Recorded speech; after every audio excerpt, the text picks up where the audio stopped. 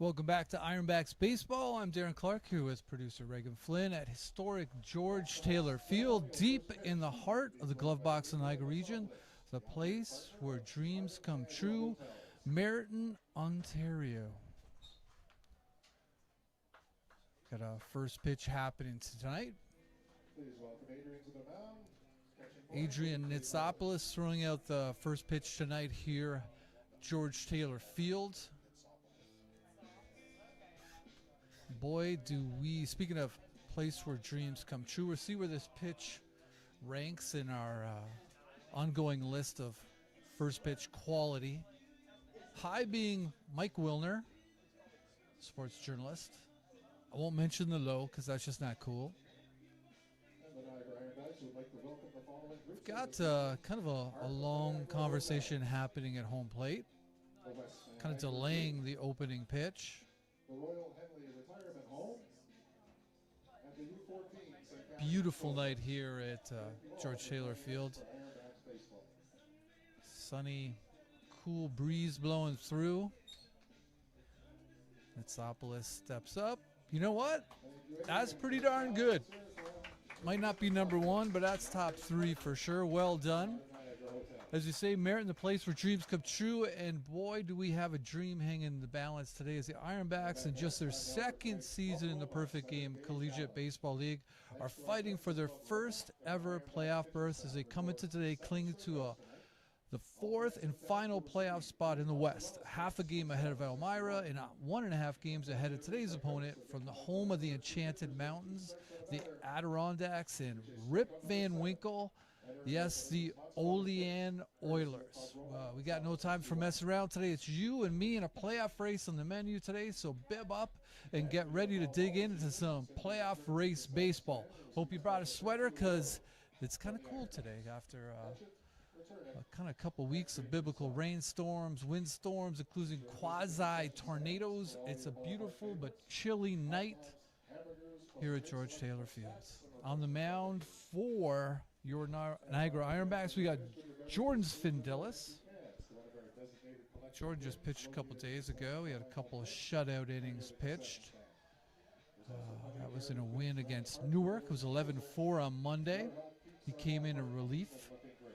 So where we sit again, just a few games left. Sunday is the last day of baseball here in the Perfect Game Collegiate Baseball League. Olean, just a game and a half behind the Ironbacks, who are in fourth. In between them, Elmira, just a half a game back of the Ironbacks. They're playing tonight in Geneva, so we'll be scoreboard watching as the game progresses. But we're not waiting any longer. Brian Fleming, the extra hitter, stepping to the plate for Olean.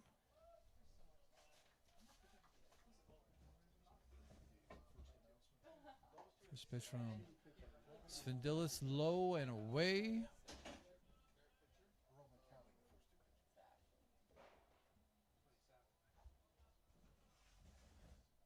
Fleming he's from Delaware. Oh, Svindelis, way inside. Certainly chopping down the possibilities, showing you the outside possibility first, the way inside possibility second. See if he finds a chair that's just right here. That's a little high. Maybe there's a fourth chair there for in that particular fable. 3-0. Svindelis quickly behind on Fleming. He's tending Randolph Macon. It's ball four straight balls to start things. Svindelis got an emergency starter, as the planned starter was Raffy Smith, but due to some car trouble, not here. So that's the adversity that faces the Ironbacks to start here. Fleming takes a walk. Derek Stott batting second. He's coming in this game batting .333. Svindelis with his fifth straight ball. Takes a second here, paces around the mound. Not the start he was hoping for.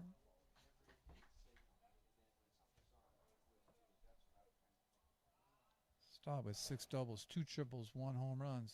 He can swing the bat. There you go. Strike one.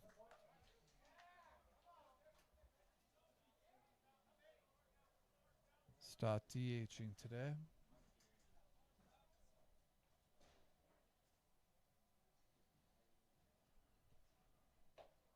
Just missing inside. Stott from Jackson, Ohio. He attends Mercyhurst.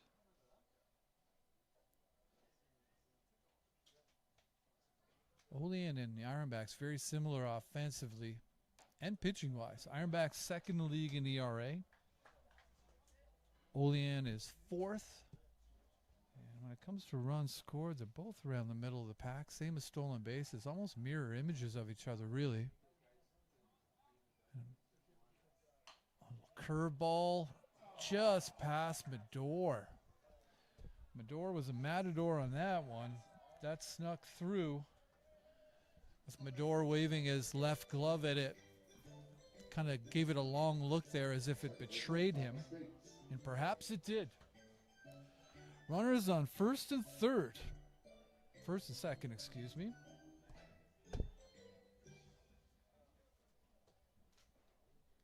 Up comes Thomas Bates. Batting .314 this season. We've got Vandermeer way in on the grass down first base. Medor in on the lip of the grass. Bates, number 3 hitter, squares around but fouls it off. You know, sometimes it's just what you're looking for as a pitcher is when you can't get an out. It's a sacrifice bunt, especially from number 3 hitter. But we'll see how it works. See if they stick with that plan.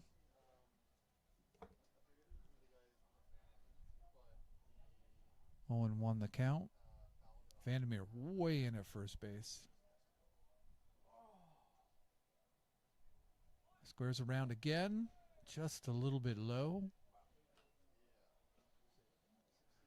Svindilla seems to be tracking down the strike zone a little bit more. After missing pretty wildly in his first few pitches. 1-1 the count. Bates got right back in there, so I have to think he's still bunting, except didn't appear to be there. 2-1. 2-1 the count.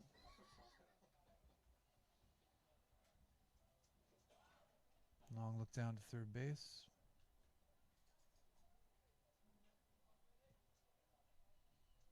Mentor just off the infield grass. Squares around again. That pitch catches the corner.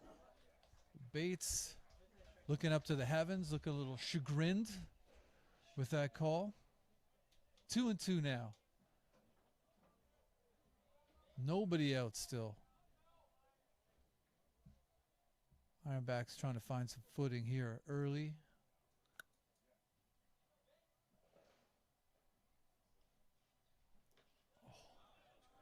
Oh, way off the plate. Full count. Runners on first and second.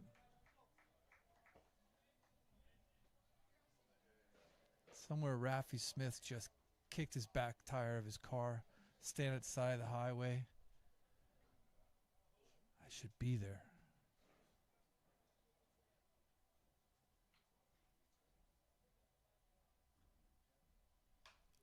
Nice little curveball, fouled off over the home team's dugout. Thomas Bates, a senior from Olean, New York, attends John Carroll. And again, they were kind enough to give us hat sizes, so in case you're curious, medium hat size for Mr. Bates. Staying alive again. Same pitch, same location. Bates taking a second. Doing some damage to the back line of the batter's box.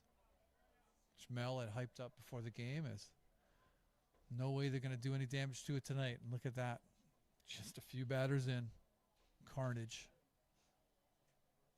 Oh, jammed him inside. Bates making it tough. Bates 105 at bats, 2 doubles, a triple, a home run. Hasn't struck out a whole lot. 18 Ks, 17 walks. Its count is full. Either one of those things could happen here on the next pitch. Runners with modest leads. Curveball just misses the inside corner. A lot of groans from the press box, but I feel like that might have been just a little bit more hope than anything. Bases loaded, nobody out. Aiden Willard, one of the, perhaps the biggest game of the Ironbacks season, and this, not the greatest way to start things, and it gets a visit from the pitching coach, Mr. Nightingale, out to chat. Obviously, when they're looking for technical advice, Nightingale on duty. When they're looking for hope, inspiration, perhaps even poetry, that's when we get Big Papa Richard Griffin out there. But a big opportunity for Olean, who really need this game. They've got a tough bit of schedule coming up from them. They got Jamestown a couple times. They're back here on Saturday to face the Ironbacks. Visit at the mound is over. Elton John has been cranked up to inordinate levels, perhaps to inspire the pitcher. Rocket Man. Okay. Bases loaded. Nobody out. Svendilis misses a little high and outside. 1-0.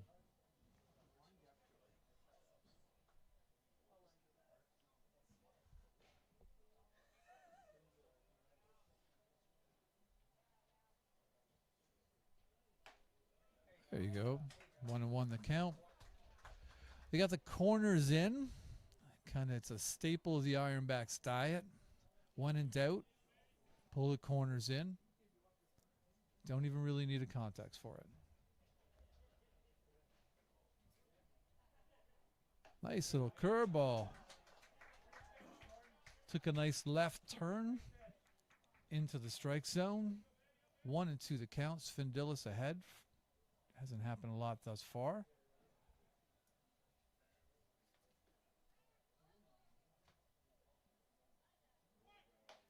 Just a little high. That's a lean strike zone out there today, so you're gonna have to earn your strikes, no doubt. Earn it and then some. 2-2 the count.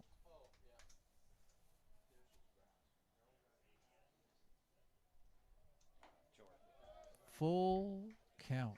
Oh my goodness. Full count. Bases loaded. Nobody out. Biggest game of the Ironbacks season. Things could get ugly in a hurry. See how Svendilis does with his 3-2 count. Oh. Ooh, he got a gift swing there because that was definitely ball 4. Way inside, way low. But it's still full. Boy, Ironbacks could really use an out here. Corners in, though. They're playing it tight to begin with.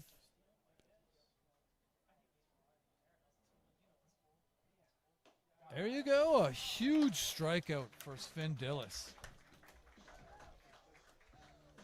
Aiden Willard down on strikes. That brings Cooper Tarley to the plate. Tarley batting .265 this season. He's a sophomore at William and Mary from Wayban, Maryland. I don't know. I really got to work on my American state abbreviations. 52 states, I guess some of them have to start with the same 2 letters, but feels like too many of them do. Is it 50? Where did I get 52 states from? That's a high fly ball to center field. Wes Thompson settling underneath it. Should score 1. Thompson throw into the cutoff man. Luke just educated me. 50 states. Thanks, Luke.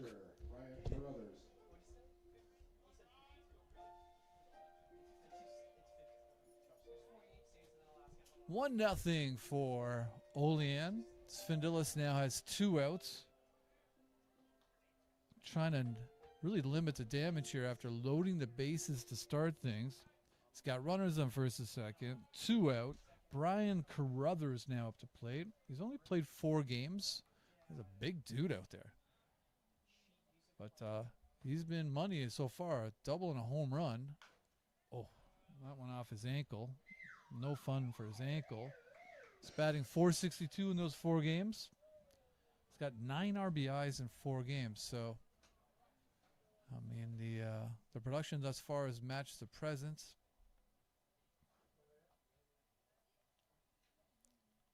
Svendilis up 0-1.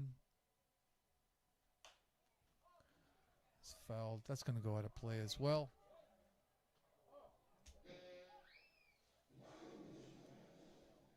Give me. That is outside of my line of sight. That was in play, but Vandermeer couldn't get to it. The press box doesn't have exactly the ideal sight lines down the first base line. Jesse usually in his spot. 0-2, he's had to see what he does with the 0-2 count here to a really tough batter. Oh, and a nice Uncle Charlie. Strike 3. It's 1-0 Oilers going to the bottom of the first.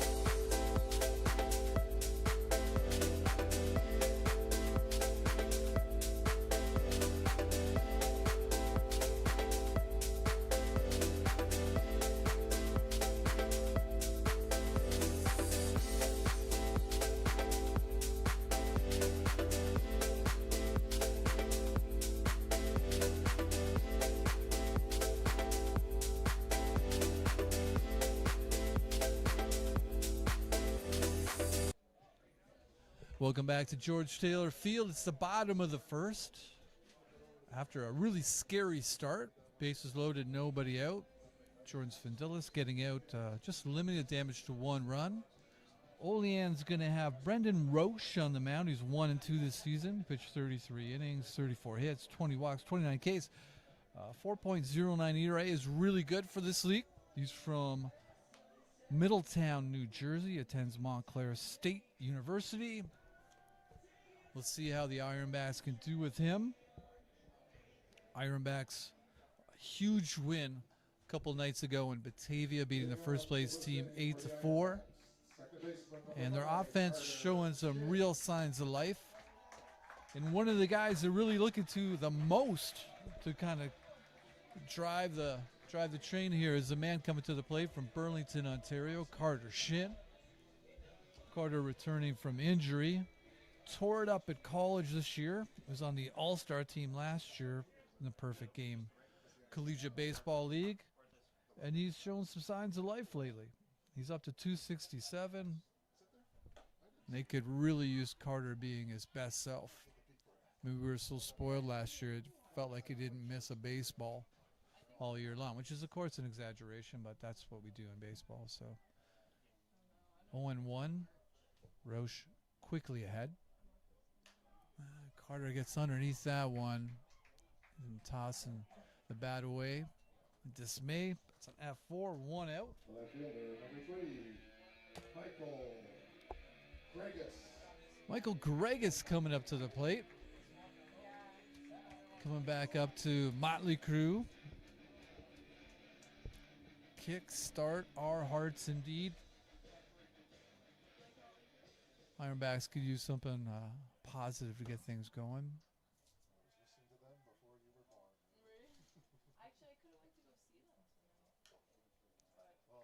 Greg is just missing that one.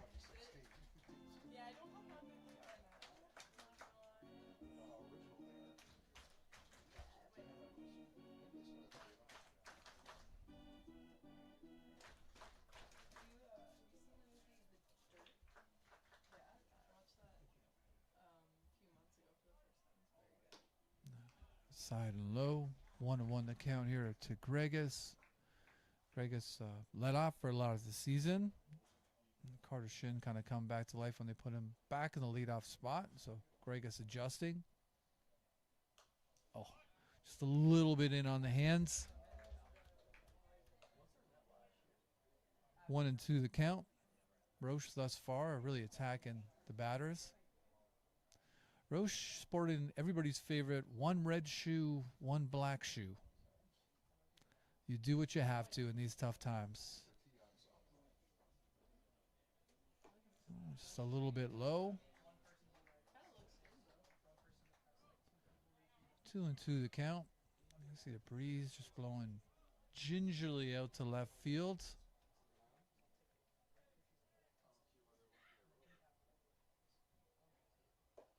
Oh, boy, oh, boy. Speaking of Uncle Charlie, just paid a visit to Michael Gregus. That's 2 quick outs, and up comes Jordan Gallo, hands down the most dangerous hitter in the Ironbacks lineup this year. He's batting .446, and you know, for a long time he was batting .500. It's been some kind of season, and he's been tearing it up recently. Couple hits against Batavia in that big 8-4 win. Couple hits against Newark. Just kind of what he does. Just comes to every game with a couple hits in the bag. Ooh, there's that curveball again. That's a really good curveball. And he's just painting it right on the inside black. So 0-2. Roche thus far, pretty darn good. Who says your shoes have to match to be successful? 1-2 the count.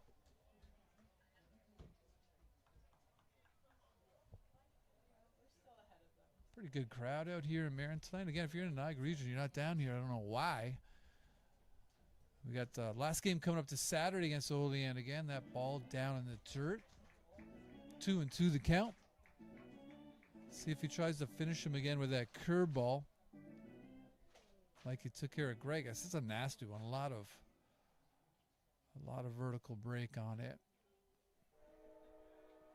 Nice poke right at the second baseman. 3 up, 3 down, through 1. Olean 1, Niagara 0.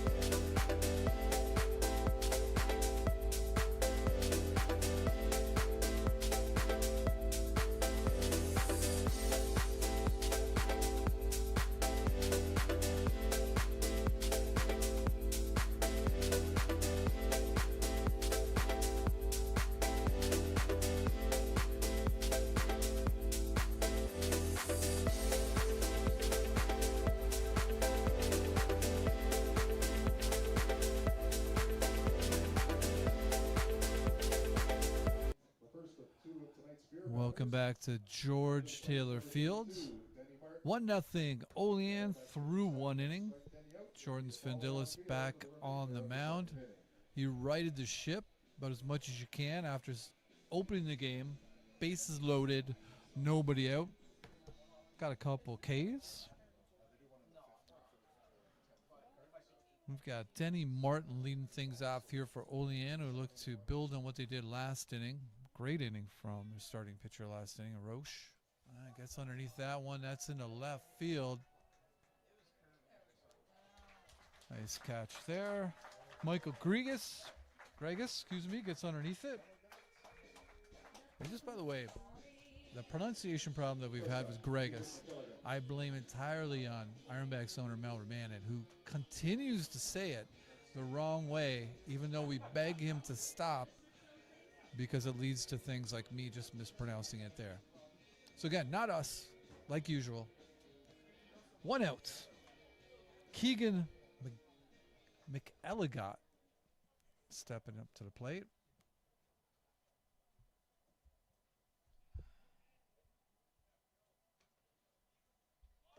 Squaring around, missed on that one, strike one. McElligott just played 7 games for Olean. 22 at bats, he's batting .273, no extra bases. Few new faces in the lineup here for Olean today. Just missing inside there, makes count 1-1. As you can see, the flags showing the winds kind of blowing straight out. Got the American flag down a little bit lower after being knocked off in the kind of tornado-like winds we had there a couple weeks back.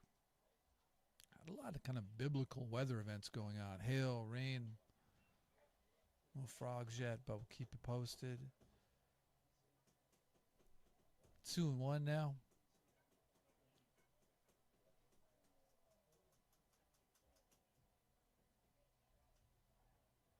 Got a kids' baseball game happening over the center field fence, over the golden fence topper.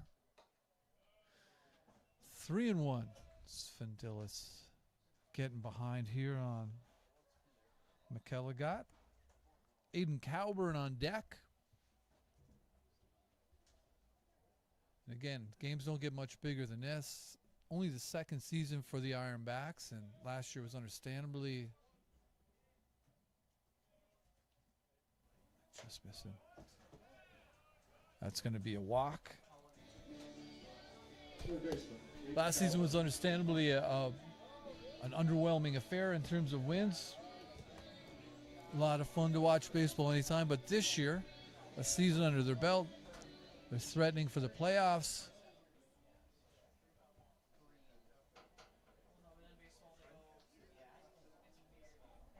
And the games, like I said, don't get much bigger than this. McElligott bounced around off first base. Strike one into Aiden Cowburn.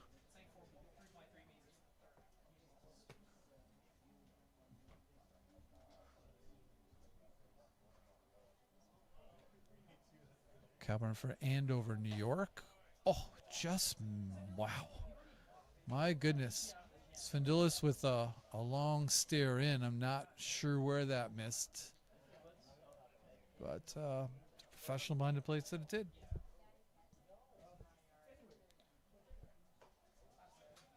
There we go. 1-2 the count. Sometimes, you know, those extra pitches being given away means you got to show them one more. And that one more can be a problem. Pretty solid lead over there on first. Nice curveball, strike 3. Svendilis really dialing up the curveball here early. Way to shake off the tough call there. 2 out, runner on first base.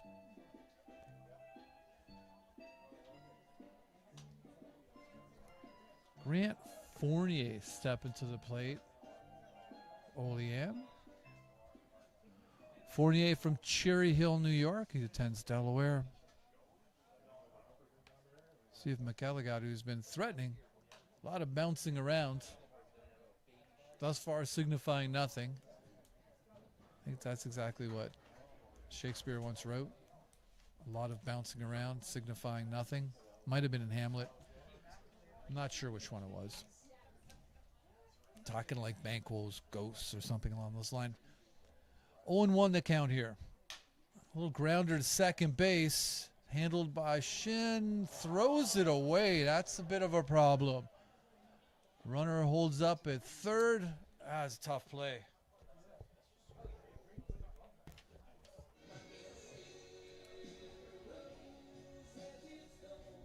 Yes, the hitter, Brian Fleming. That was a tough play. I think Carter a little undone by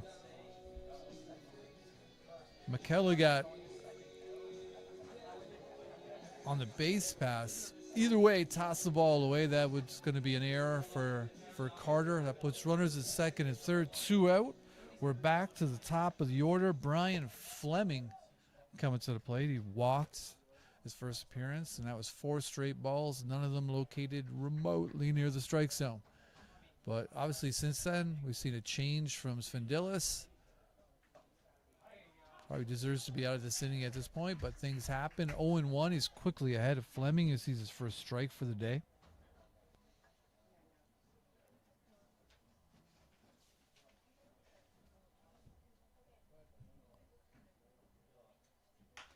That ball hit to short. Cooper Martin is a scoop, throw to first. There you go. They're out. It's still 1-0 going into the bottom of the second. For the Oilers in the top of the second.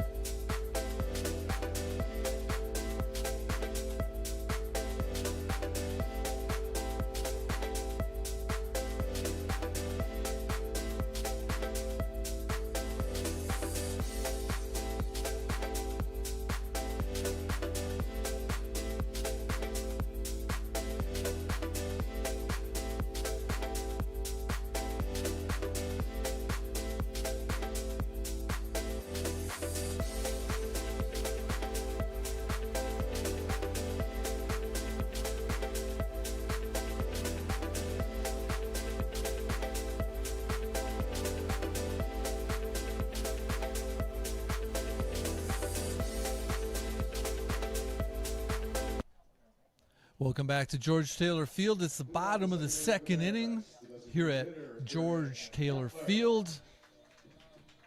It is 1-0 Oilers.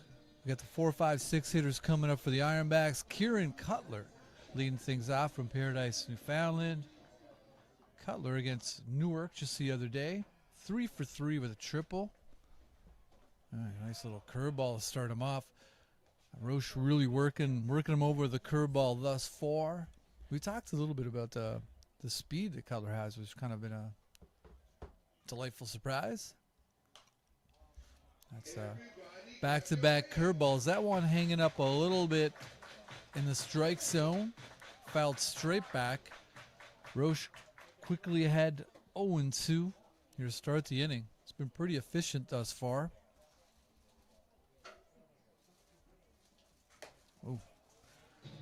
Dialed it up a little bit for the fastball, just a little high and outside. 1-2 the count.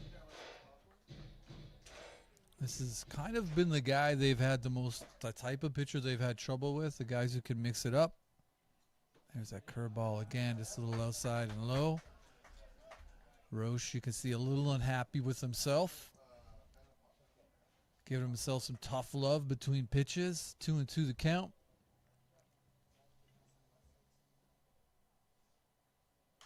Oh. Cutler hanging in there. It was a pretty good pitch.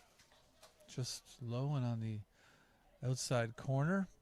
2-2. Nice matchup here. Cutler has been a power source for the Ironbacks, and got to be careful with them. See if he goes back to that curveball here. 2-2. No. Goes back to the fastball. A little more snap, crackle, and pop. You've seen him with that fastball this inning. Full count. Nobody out. 1-0 Olean. There, a curveball that is Cutler does a nice job sticking with and sticking it in between the shortstop and the third baseman, excuse me. So there you go. A little something positive for the Ironbacks. Cutler on first, and here comes Hank Vandermeer. Big Hank Vandermeer stepping to the plate for the Ironbacks. Just a little low.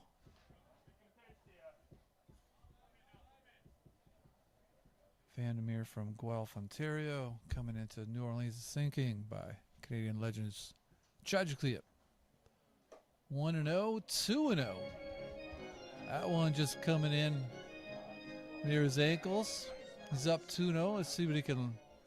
If he gets something a little straighter, he might want to dig into here. Roche showing his first kind of signs of erratic stuff. There we go. That is going to be caught right at the right fielder. The shortstop, number 18, Cooper Martin. A little excitement there for a second as he stepped into that one, but good catch out there in right field by Willard, Aiden Willard. Didn't have to move too far for it, and that brings up Cooper Martin. Playing short today. Seen him largely at third base earlier in the season, but he's moved into short and looked good there. He's got great hands. It's outside and low. From Plainfield, Indiana. Step of the plate to Cody Johnson. I have to assume that is like any country song. I'll just take the word, whatever it says here in their bio. I was like, just a country song. Reds fan, Joey Votto fan. He's up 1-0. Cutler on first. Just missing the outer edge there. I think Roche, not a particularly big fan of the call. That was definitely on the border there. 1-0 Olean. Nobody out. 2-0 excuse me, 1 out.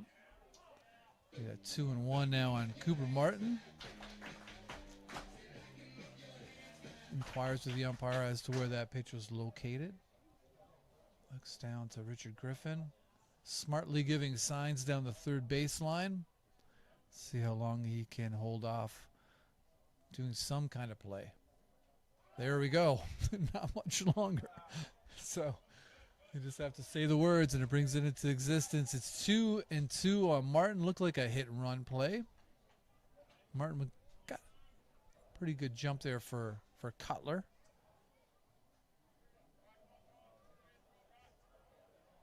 2-2. See what Cutler does here.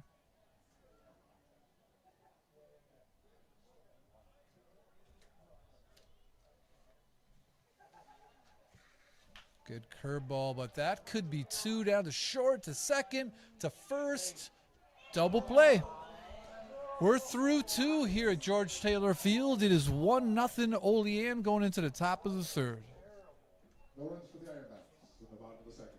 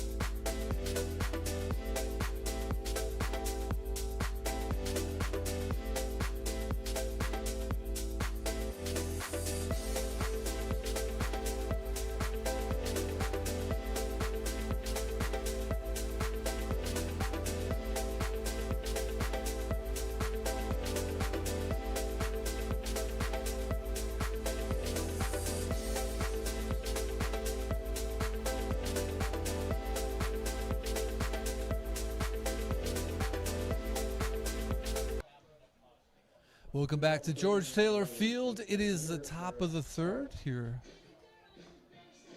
in a big game between the Ironbacks and the Olean Oilers. Jordan Svindilis, after kind of a tough start, bases loaded, nobody out, has been really effective since then and got himself out of trouble a couple times and picked up a teammate after a big error last inning. It's just 1-0. Curveball's really been working, and you see him starting off this at bat with it.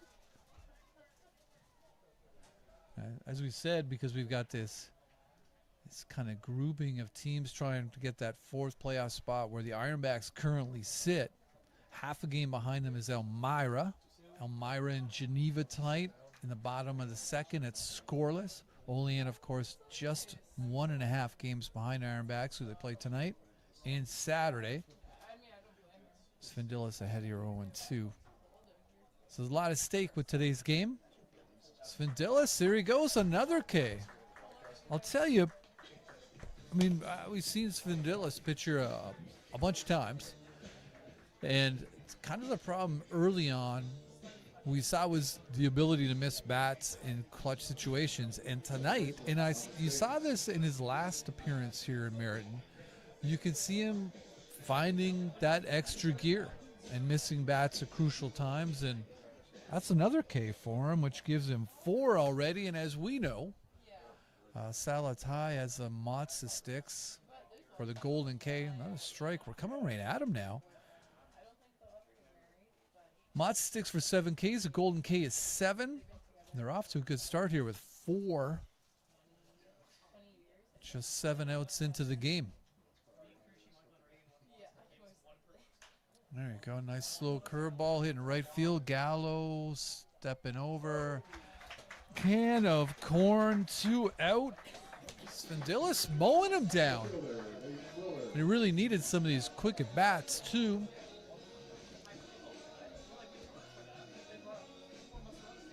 Up steps Aiden Willard. Struck out in his last at bat.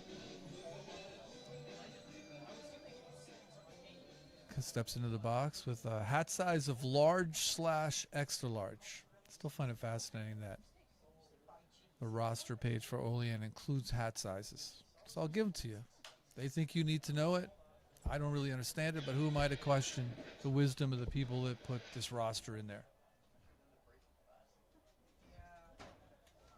Freshman, Delaware. He's from Palmyra, Pennsylvania. He's behind 0-1 here to Svindilis, who's just dealing here in the third. Arian's got the sound effects just hopping tonight. Hope you're appreciating them. Designed to rain down abject, what is it, not terror? Humiliation? Despondency? Strikes 3, baby.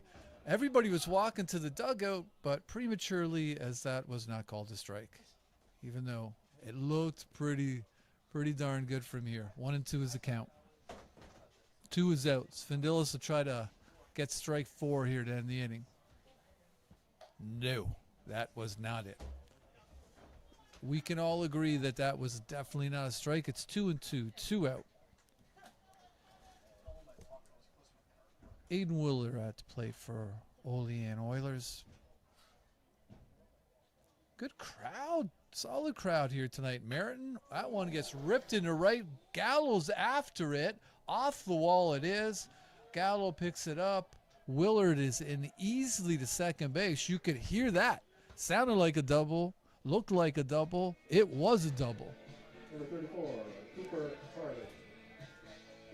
Brings up Cooper Tarley.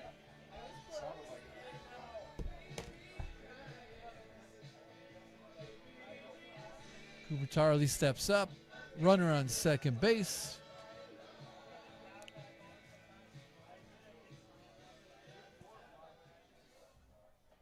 Tarley batting .265. He's played a lot for Olean.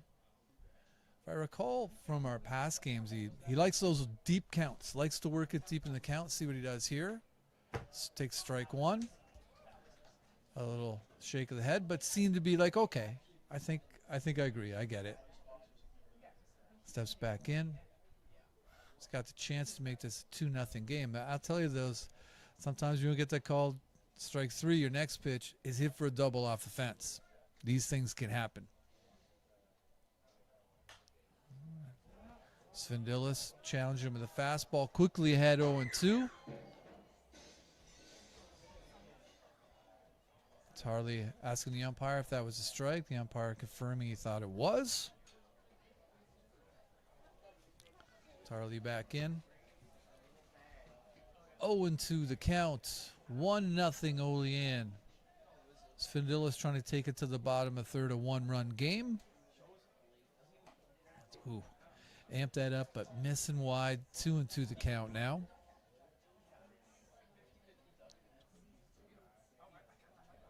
I'm starting to doubt myself. I think it's actually 1-2. We'll go by the scoreboard. 1-2. Tarley's certainly confident of the zone up there. He's patient, not going to get panicky. Oh, little curveball. He just couldn't sweep hard enough into the strike zone. Just needed a little more break to it. Right idea, wrong location. 2-2 the count. 2 out. Runner on second base.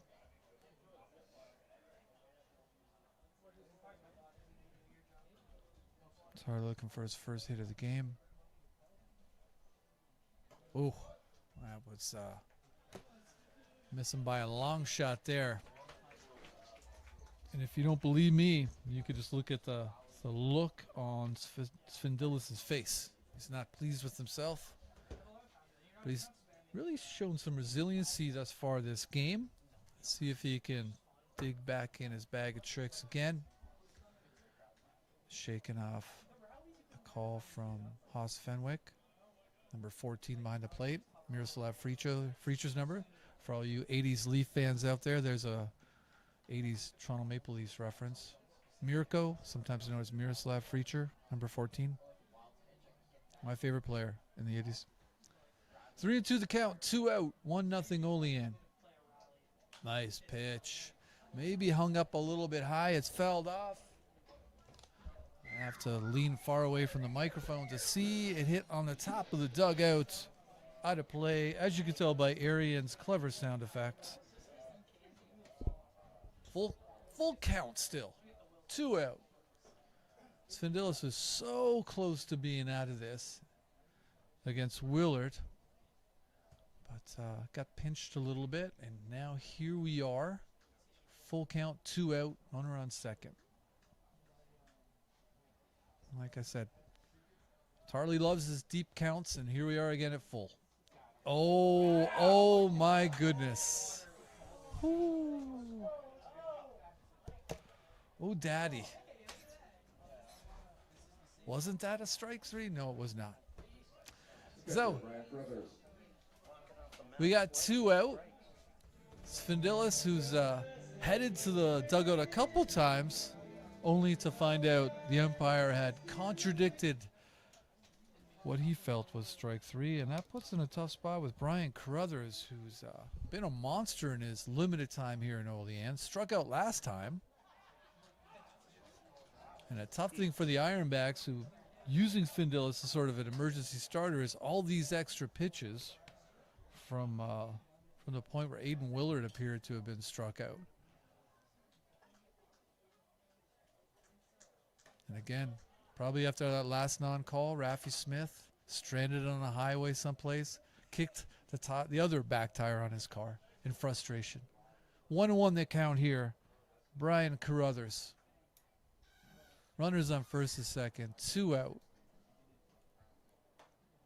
Just missing inside. 2-1 the count. Svendilis with another meaningful look behind the plate. That one did appear to be just a wee bit inside. Stuff is, oh goodness, yank that one. 3-1 the count. 3-1 the count. It's tough, right? There's that emotional equilibrium when you get a couple tough calls in an inning, and it leads to some bad things. And now here you are. You didn't mess up the bed, but you got to try and make it. 3-1. Curveball just misses inside again. Boy, oh boy. Man, the strike zone should be wearing a red and white striped shirt because it's like a Where's Waldo without Waldo.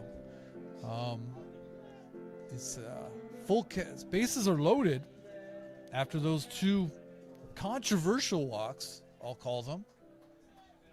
Bases loaded again. Svendilis trying. This is the second time today where he's trying to work out of it.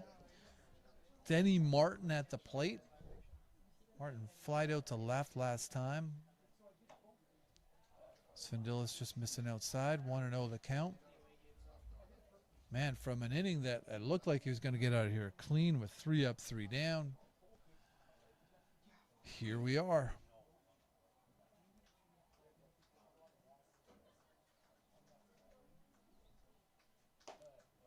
Oh, my goodness. I have no idea where the strike zone is. 2-0 is the count. I don't know if there is a strike zone.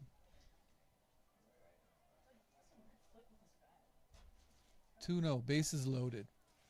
That'd be tough for Svendilis out here to not lose it. There we go.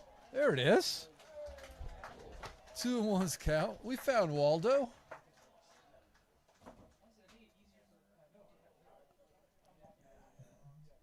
And the Olean hitters only too happy to take the gifts as they've been relayed. Frankincense and myrrh and walks. That ball's hit center field deep. Thompson going back. That is gone. Grand slam home run. It is 5-0 Olean here in the top of the third. That's a tough one.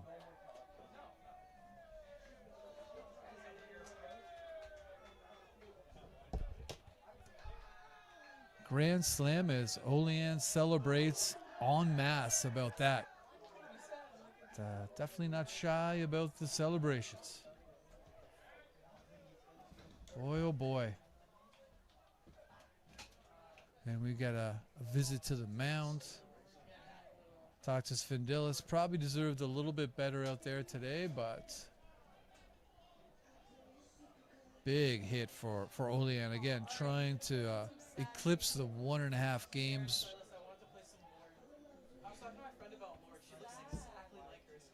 And they're looking like they're going to be chipping into that today as it's an early juncture.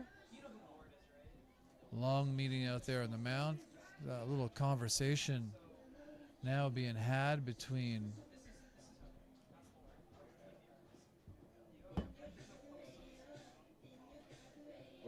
Ironbacks and the home plate umpire, probably relaying some disappointment, and he just got tossed. Yeah. And that's Tyson Gom out there, and I get it. That's a very reasonable complaint. So Tyson Gom just got himself tossed. He's now asking plaintively in front of home plate, where exactly is the strike zone? Richard Griffin has come out, I don't know, to mediate or as if to further drive home the point.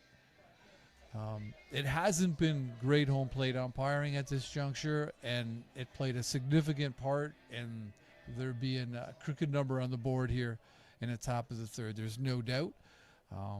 But at the same time, it's one of those big philosophical questions. I mean, what do you do? The horse is out of the barn. The bad calls are made, and then a guy went up there and just drilled a home run to dead center. I mean, you got to mean it to get it out that far. Gom is still popping off to the home plate umpire. And in this kind of big game, to have an umpire that far off the mark is hard to take. So I get it. 5-0. It doesn't really matter whether I get it or don't get it. It's 5-0 Olean. Still in the top third, 2 out. Jordan Svendilis still on the mound. Yeah, Denny Martin tattooing that one.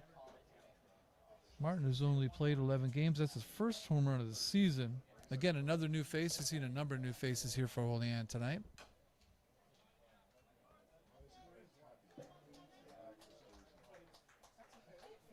Svendilis trying to hang in there, and Give the team a chance.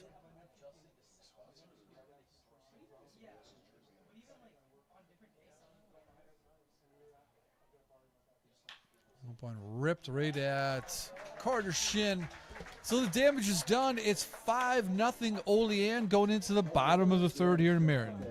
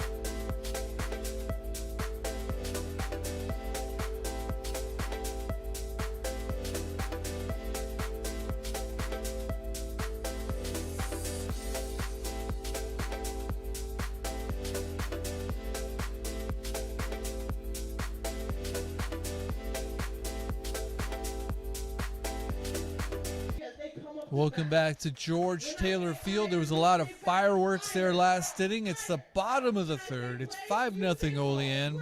And we had fireworks in the form of Denny Martin hit a grand slam, crushing it well over the left center field fence. So we're talking like 400-footer. And we had Tyson Gom, assistant coach here for the Ironbacks, get tossed out. Given the fact there were some controversial non-calls from the home plate umpire who's had a rough night. And I think at one juncture I said I have no idea where the strike zone is or if there is one. Nonetheless, here we are. It's the bottom of the third. It's 5-0 Olean. Ironbacks trying to get things started. Josh Bullock leading it off. 1-1 the count. Brendan Rosh has been really good for Olean thus far. He's faced a minimum 6 batters through 2. You know, Ironbacks sometimes have really struggled with guys who can mix their speeds and hit the strike zone. And so far, he's been that guy. 2-1 now on Bullock. Bullock, a guy who likes to work the count deep if he can. Organist trying to get the Ironbacks up and going.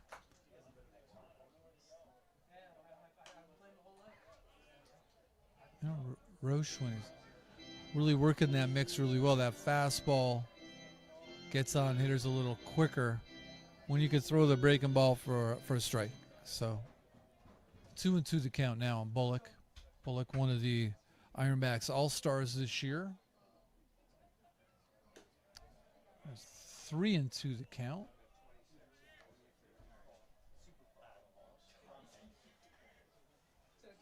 Really trying to get things started here for the Ironbacks.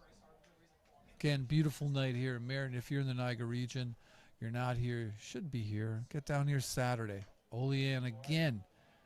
Another game with potential playoff implications. Full count.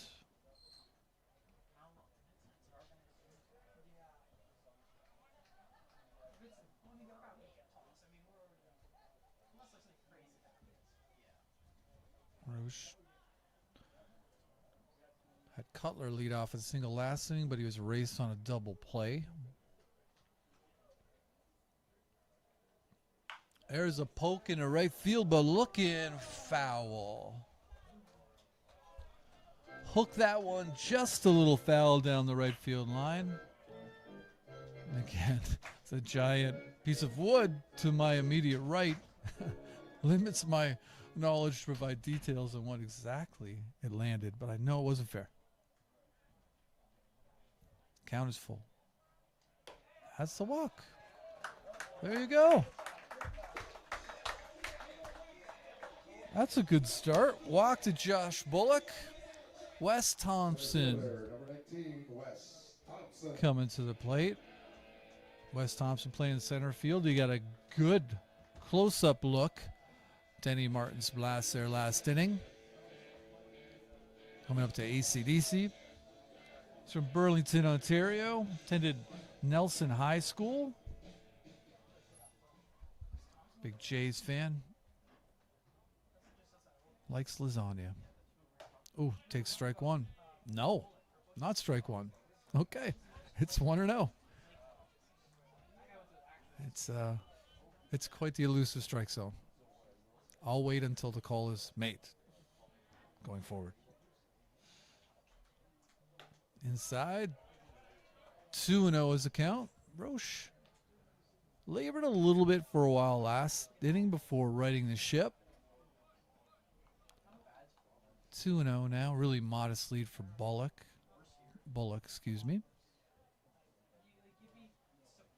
Oh, that makes the count 2-1. Thompson just swinging over the top of that pitch. Thompson attending Tiffin University, taking business management. 2-1 the count. There's a poke in the left field, but a little too much blue sky for that ball. In comes the left fielder, 1 out. He got that off the end of the bat. Didn't sound like a healthy connection. And here comes Haas Fenwick. Anderson, you just call me Haas Fenwick from Mississauga, Ontario. We got 1 out, runner on first base. Ironbacks trying to make something happen here. Cut a little bit into this 5-0 lead. Roche definitely a little more internal, external conversations with himself. I think he's entirely impressed with what he's doing right now. The big thing is he's really limited the damage. Fenwick's been... There's a rip between first and second. There we go. I was about to say that Haas Fenwick has been looking for the good foot for a few games. There's a good foot. Single in the right field. Runners up first and second. 1 out. Here comes Devin Medor.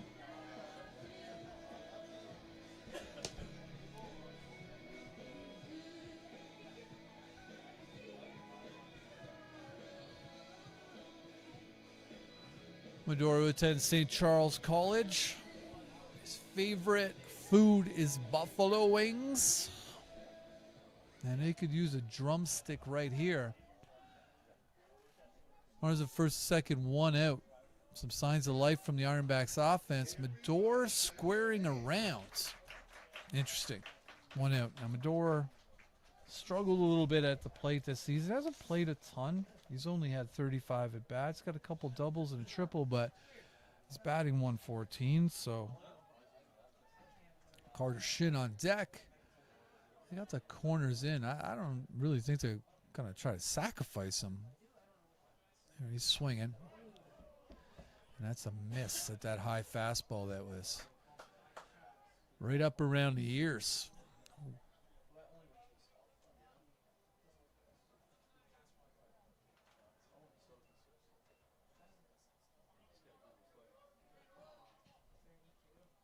Yeah, 0-2 is kind of. I saw 1-1, but it's 0-2. Oh, strike 3. Medor chasing one. Well inside of the strike zone and in the dirt. And then here comes Carter Shin. It's a Foreigners jukebox hero. It's 5-0 Oilers. 2 out, runners on first and second.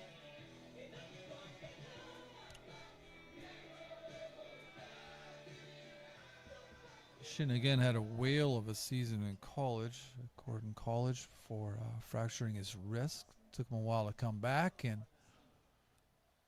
Oh, got under that one, but it's got some sky. The left fielder's looking a little lost. Ladies and gentlemen, that's a 3-run shot from Carter Shin. I got tons of blue sky over the golden fence topper. 3-run shot, Carter Shin trying to find his best self. Hey, Carter, that was your best self. 5-3 now. Ironbacks taking a chunk. Man, oh man. That took me a second. I wasn't alone, because it took the left fielder a second as well. He took one step sideways and then realized, my goodness, that's going to be over the rock, the party rock patio out there in left field. Home run, Carter Shin. My goodness. Suddenly it's 5-3. It's a brand new baseball game. Somewhere Rafi Smith is at the side of the highway, hugging his wheels now. Feels bad for kicking him in frustration. This game ain't over. 5-3. That's just fouled down the third baseline.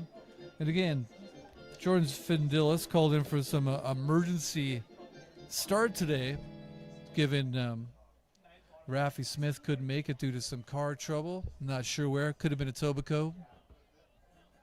Could have been Oakville, right by Arian's old high school, or by the Walmart they used to hang out in front of. A little ground ball at second base. That's it. But hey, what do you know? It's a brand new ball game. It's 5-3 through 3 for Olean coming up in the top of the fourth. 3 runs. Score at the end of 3.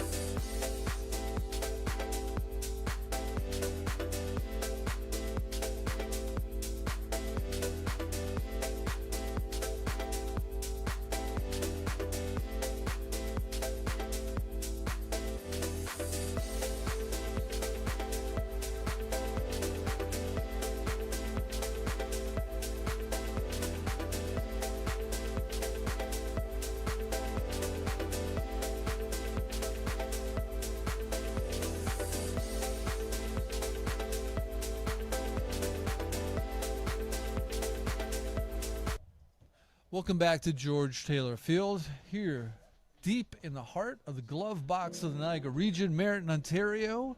It's a brand new ball game here in the top of the fourth. Olean up 5-3, but that was chopped into by a sky-high home run from Carter Shin last thing. His first ever home run for Carter here in the Perfect Game Collegiate League. He made the All-Star team last season. But 12 doubles, no home runs. That one's hit deep to left field as well. Greg is camping out under it by the warning track. One out, one loud out off the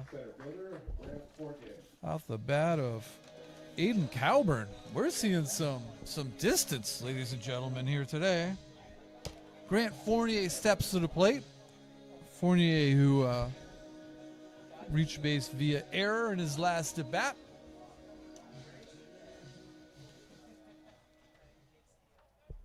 Fournier batting .270 coming in today. He's got 3 doubles. He's got a triple.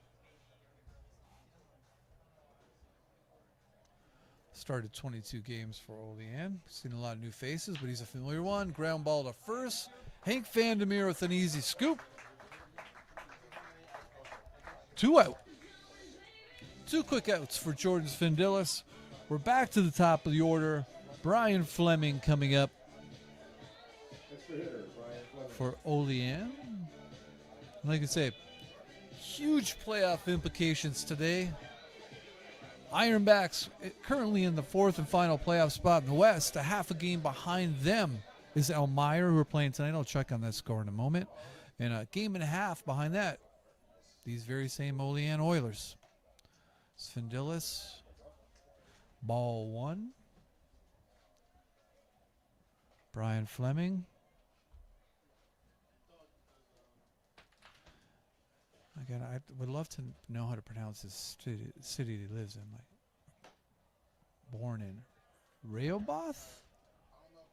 Rehobotth. It could be Both. I say Rehoboth. That's what I'm going. Rehoboth. Could be Maryland. Could be Massachusetts. 2-0's the count here. Nice little curveball for strike 1. 2-1 the count. Fleming walked in the first, 4 straight pitches to start the game.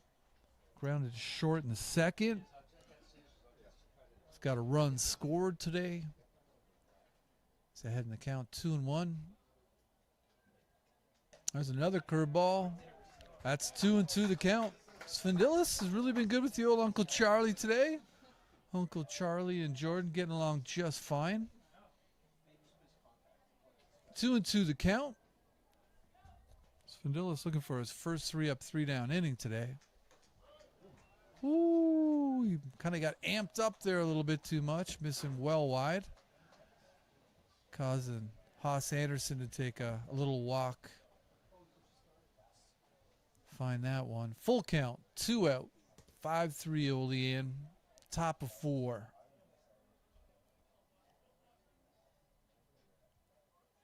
Oh, just missing a wee bit low. That's a walk. Fleming on first, and that gets us into some real scary prospects here as we get into Derek Stott coming up to the plate.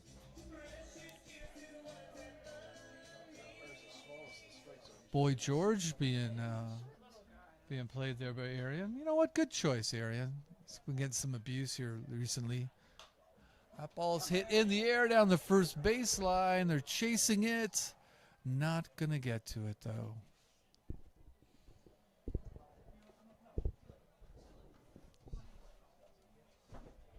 Svendilis quickly ahead. Really be great if they could put a 0 on the board here coming into the bottom of the 4th after that big 3-1 shot from Carter Shin. Again, his first home run in perfect game Collegiate Baseball League, and a no-doubter at that over the Party Rock patio out there on left. And my goodness gracious, that was hide your mascot kind of out of the strike zone pitch. So it is. Svendilis going to take a second, emotionally regroup. I need a second to emotionally regroup after that pitches. Derek Stott seems okay. He just stayed right in there. There he goes. Svendilis coming right back at him. 1-2. Stott taking a second. And Stott's had a nice season here for Olean. 333 coming into the game. Played 28 games, 6 doubles, 2 triples, 1 home run. Svendilis is trying to give him an additional K to his record. Just missing a little bit low there, though. 2-2. Credit to Svendilis. Called into action due to Raffy Smith being somewhere near Long Branch, side of the highway. Still trying to wave somebody down. 2-2 the count.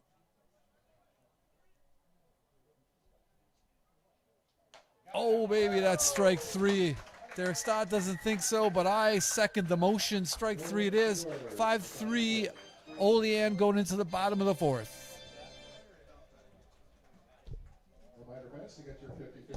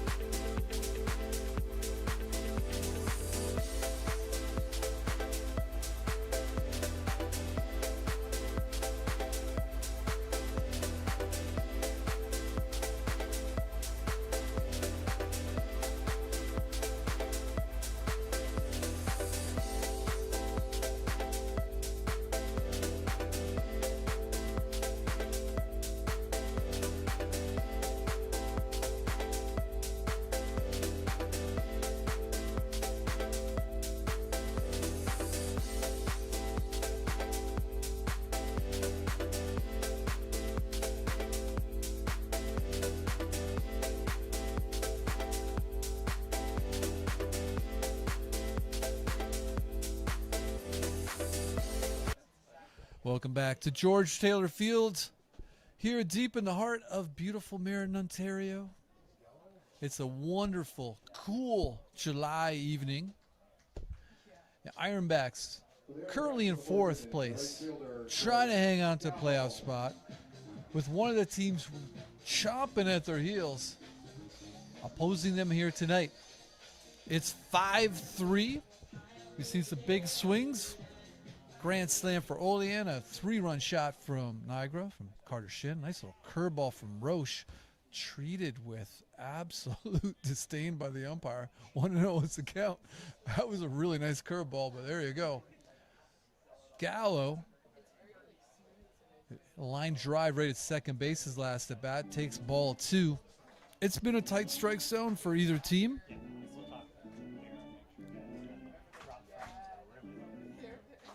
2-0 the count.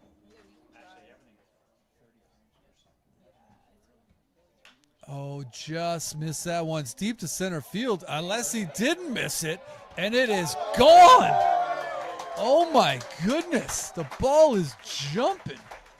And forgive me for having any doubt about where that ball was headed, because that was headed well over the 385-foot side. My goodness, I was looking through the wrong part of my glasses initially on that one.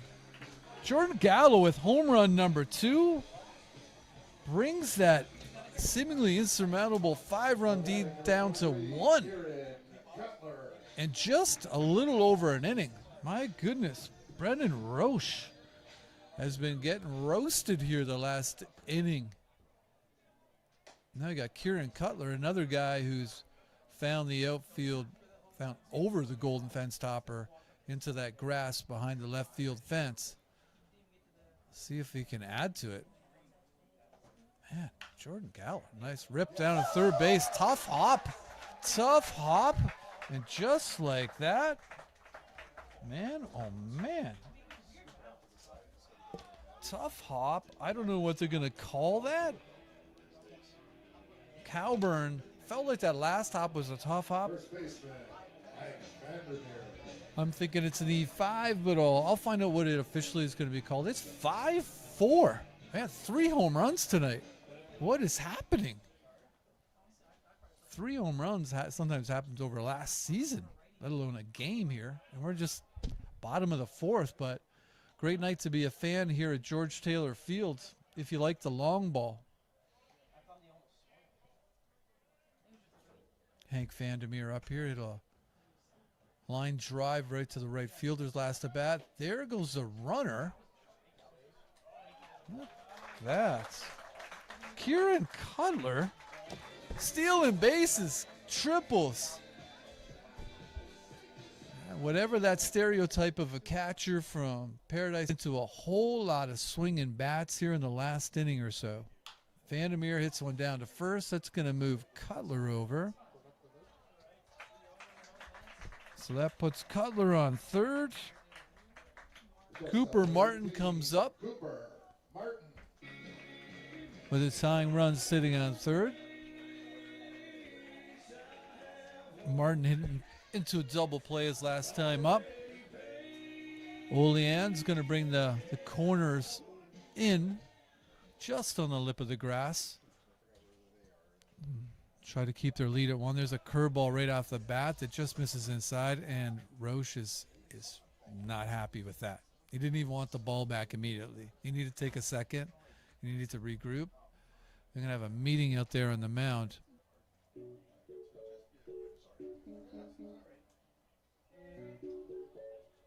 Let's see. Arian's latest musical selection for the meeting on the mound. It's interesting. I like it. It's intriguing. I don't know the song. Is this Lord? It might be Doug, but this isn't me. This is like a specific. This is under away mound visit. We have this specifically for mound visits. So I like it. It's got a funky kind of Brady Bunch. It's the Wii channel. If this song was a shirt, it would be on the Brady Bunch first season. Yeah. Yeah. All right, so the meeting of the mound's over. We've really drank in a beautiful piece of music there. Cooper Martin behind 1-0, or ahead, 1-0. We got a runner on third base, 1 out. Ironbacks down by 1. Martin hops it up in the air. We'll see if that stays in play. It does not. That catches a whole lot of aluminum stands. The unbeautiful sound of baseball meeting aluminum. 1-1 the count. Arian busting out every sound effect in his bag of chips there. I think I said every sound effect in your bag of chips. It's just not a turn of phrase, but let's keep using it. Martin with a hard ground ball to short, right through the shortstop. Oh my goodness. Keegan McGilligot wanted that one over.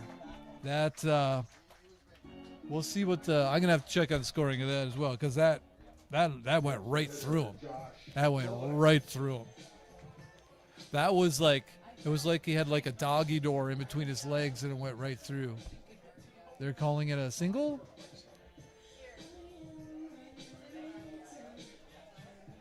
Called that a hit? Okay. I don't think errors can be RBIs. I see what you're saying. I gotcha. This is a rare exception to the I don't think errors can be RBIs rule. It's tie game. Doesn't really matter. 5-5 is a score. Josh Bullock at the plate. We're going to run around first base. Cooper Martin. The game was 5-0 and looked bleak in the top of the third, but here we are, 5-5. Bottom of the fourth. Things can change. They can change quick. There's a strike. Called strikes. The rarest of all birds here today. 1-1 is the count. Martin with a fairly aggressive lead. Ironbacks like to run. Let it not be said otherwise. And there goes Martin. There's the throw down a second. Nice toss. That it got him. It did get him. Really nice toss by the catcher there. Like I said, Ironbacks like to run. Sometimes it ends like that, though. So, yeah, that was a toss from Brian Carruthers. That was a bullet down to second base. Base is empty. 5-5 is the score. 1-2 Bullock. That is going to fall right in front of the right fielder. Single. Bullock's got a walk and a single today. That's a nice, humble little bit of business so far. It's tidy. That fall in right in front of Cooper Tarley. And that brings to the plate Wes Thompson. Flied out to left last time, and a ball that got a little down at the end of the bat.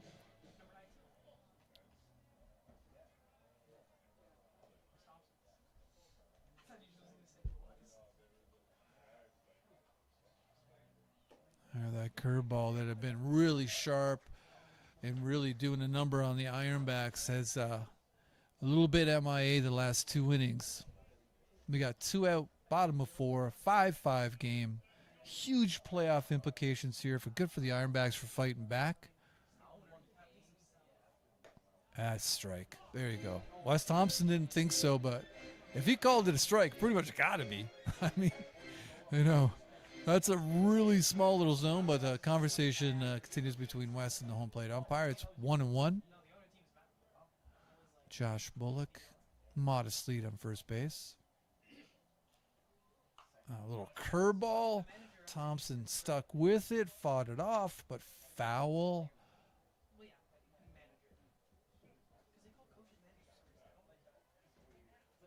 Well, the scoreboard has a 2-1, but I feel like the count is 1-2.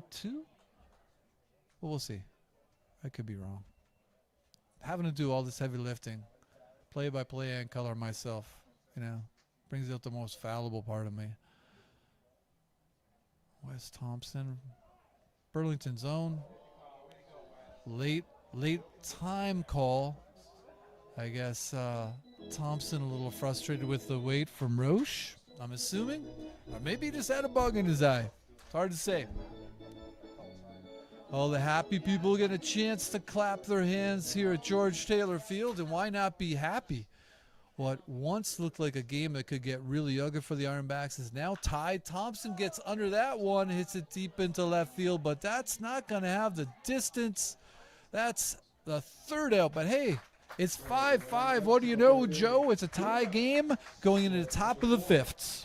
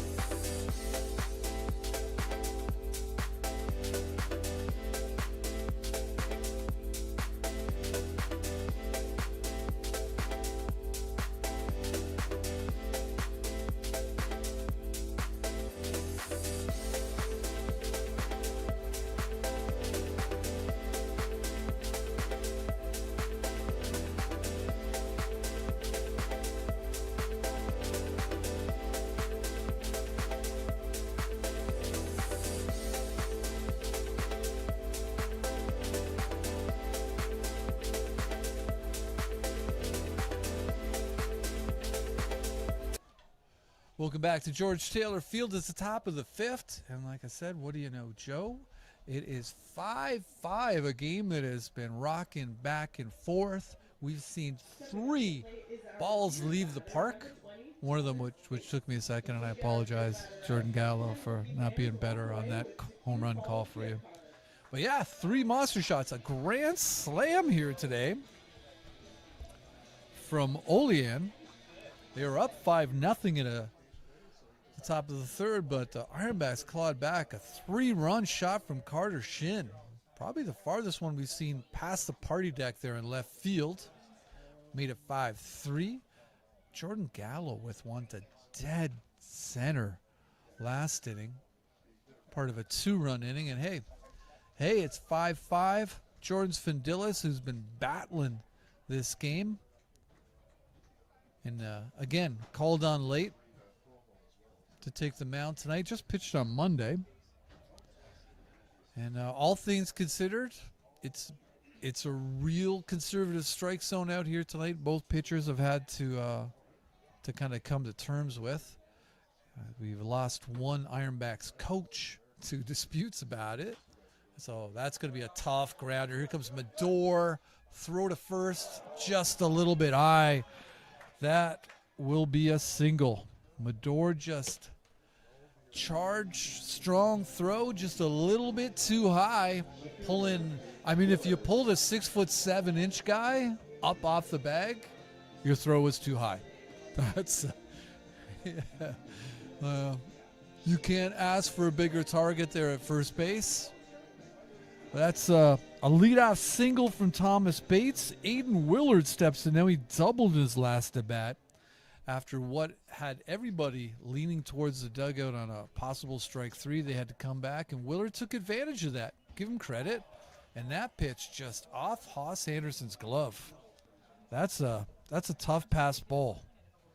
Not sure if Anderson was crossed up by the pitch or what happened, but that one was off the glove high, but still generally what you'd consider a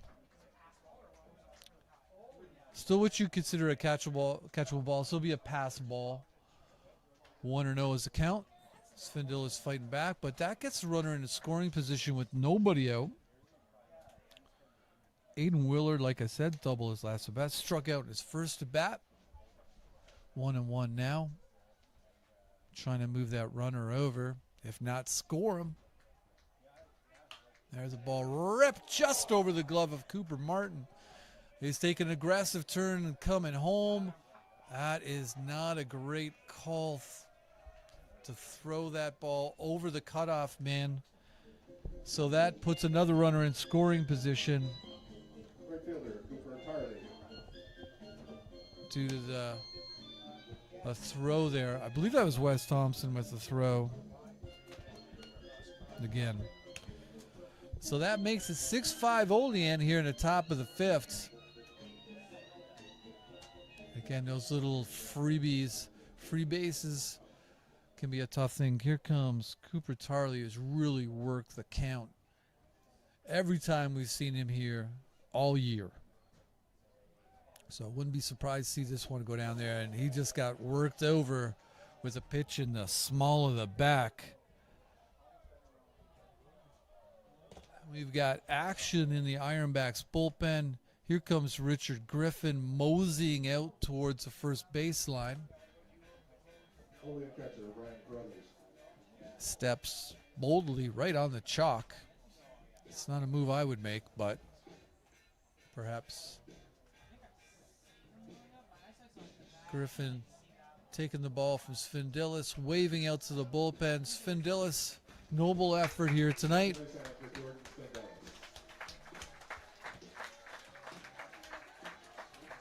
We're going to get a new pitcher. So we'll, looks like we've got Caleb Seguin coming in. Yeah, Caleb Seguin.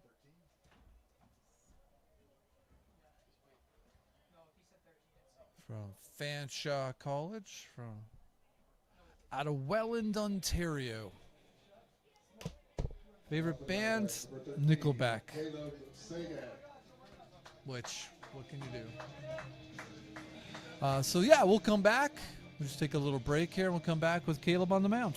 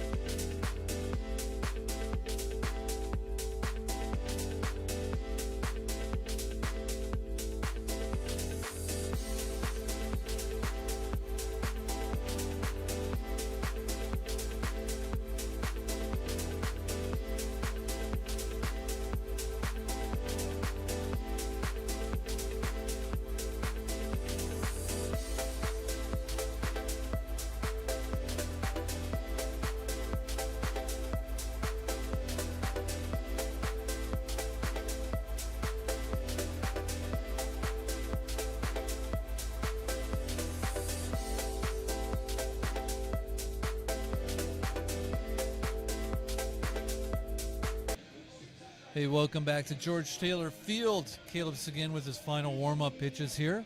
6-5 Olean. They have nobody out here in the top of the fifth as they're trying to make some hay. Ironbacks have gone to the pen and brought in Caleb Seguin. We've seen many times here, and he's you can definitely see Caleb's confidence rising over the last couple weeks. Been really affected, gotten some huge outs for them. This is a really important juncture for him to come into the game. Oh, just misses there in that elusive strike zone. Brian Carruthers, who we talked about, big boy at the plate. He's really been a monster thus far for Olean. See what Seguin can do with him. He's got him picked off, takes him back to second base. There you go. Medor gets the out. That's a pretty big darn out. Nice play by Seguin, picking him off of second base. There's a whole lot of people involved in that one. But Willard caught dawdling off of second base. Cooper Tarley moves up to second. We've got one out now. Carruthers at the plate. 1-0 is the count. Seguin stepping off again. It takes seconds sometimes after you've been running around as a pitcher chasing people to find your emotional equilibrium. Probably too big of a word for me to try at this juncture. There you go. 1-1. I think the big difference we've noticed with Seguin, aside from the confidence kind of growing, it's a little extra pop on his fastball, and that's really helped him out in some tough circumstances. We'll see what he does here with a pretty formidable opponent in Carruthers. There you go. Just missed inside. Oh, they got him. Oh, baby. Look at that toss by Haas Anderson. Nice job. Man, the Ironbacks getting some help from Olean's base running, kind of foibles, but full credit. Nice toss by Haas Anderson there. Nice pickoff there by Seguin, recognizing the opportunity to do that. So solid defense here by the Ironbacks. And Seguin finding out what every other pitcher has discovered pretty quickly. That strike zone's a tough one to find. You need a search party. You need some friends. You need a big light. And that's a walk. So Carruthers gets down to first base. We mentioned, big playoff implications tonight between Olean 1.5 games behind Ironbacks is in that final fourth playoff spot. We also have Elmira, who are a half a game behind the Ironbacks. They're in Geneva tonight. Top of 5 in Geneva. Elmira is up 1-0. Denny Martin, who was last seen rocking a home run over the center field fence, a grand slam, no doubter, steps up again, takes ball 1. It's always nice coming to the plate where you got a grand slam in your pocket already. You're playing with house money. 1-0 the count with a base runner on first and big Brian Carruthers. Seguin trying to refine the strike zone. If there's been a challenge he's had thus far this season, his ERA is looking pretty sexy at 2.53. But 12 walks in 10 innings kind of directs you to where potential problems may lay. And he's behind 2-0 here.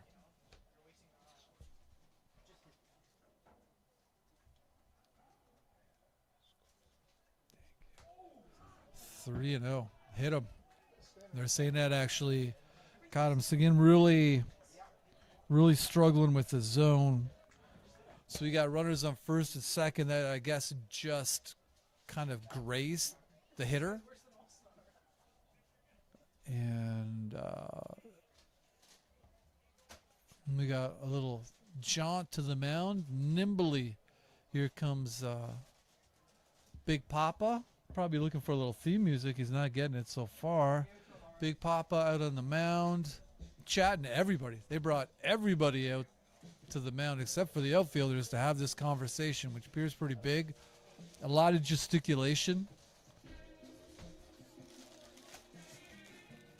I got my Cheetos delivered to me. Life is good. And we've got Caleb's again trying to find a good foot here against Olean. It's 6-5. We've got 2 out. He's again trying to get out of this with just a one run separating the two teams. It's been an eventful night. We've seen a lot of things change really quickly. After 2 big outs due to Haas Anderson throwing out a runner at third base and a pickoff at second base, felt like the Ironbacks were going the right way, but there you go. There's a strike from Caleb. Number 13 on the mound. Number 1 in the hearts of those in Welland. 0-1 the count. And there's a lot of things vying for number 1 spot in the hearts of people of Welland, you know. Good old Labatt's 50 would be up there, I would say.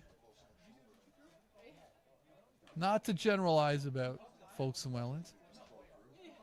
Good honey cruller donut would also be up there.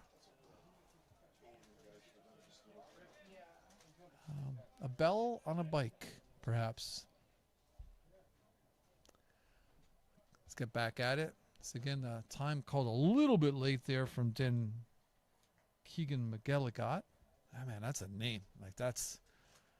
You have to bring your A-game to the park when you're announcing when Keegan McGilligot is at the plate. It's like somebody throwing a banana peel in front of you. 1-1 is the count. Runners on first and second. 2 out. Caleb's again trying to get out of this little jam that's suddenly sprung up. It's underneath that one. Cooper Martin takes a couple steps back, makes the catch. He's out of it. 6-5 Olean going into the bottom of the 5th here in Merritton.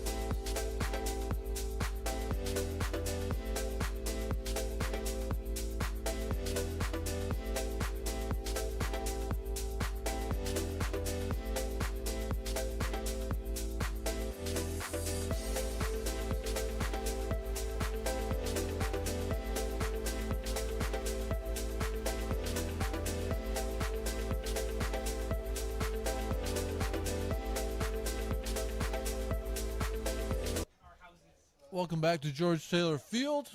It's the bottom of the 5th. It's 6-5 Olean here against the Niagara Ironbacks. They're stepping up to the plate. Haas Fenwick, we saw make a sterling play in the field, throwing out a base runner at third base last inning. Huge play for the Ironbacks, who were definitely on their heels there for the moment. Singled in his last at-bat.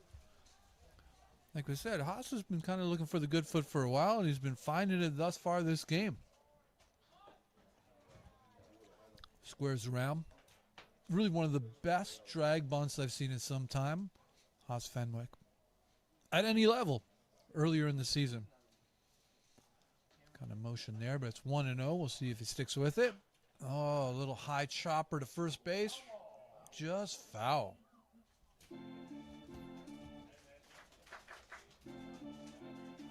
The worst thing about doing this announcing by yourself is when you have a hot dog to eat and you always got to talk. I guess I could not talk for a while, but we don't even have a scoreboard on our game, so I guess I got to talk. 1-1 is the count. Nobody's out. 6-5, bottom of 5 here in Merritton, Ontario. The glove box of the Niagara region. Oh, that little curveball from Roche, who's kind of tale of two cities game. It was the best of games, and then it was the worst of games. But either way, he's still ahead. He's up a run.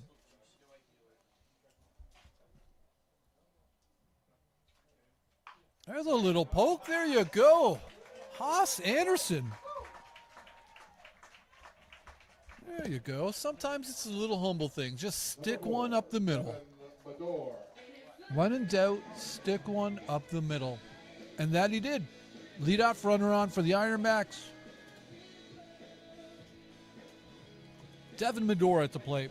Struck out last time. He had some flyby pitches, one up by the ears and one in the dirt well outside. Starting from scratch here, he's squaring around. Takes that one up high in the zone. Really aggressively charging in there was Aiden Calburn, third baseman.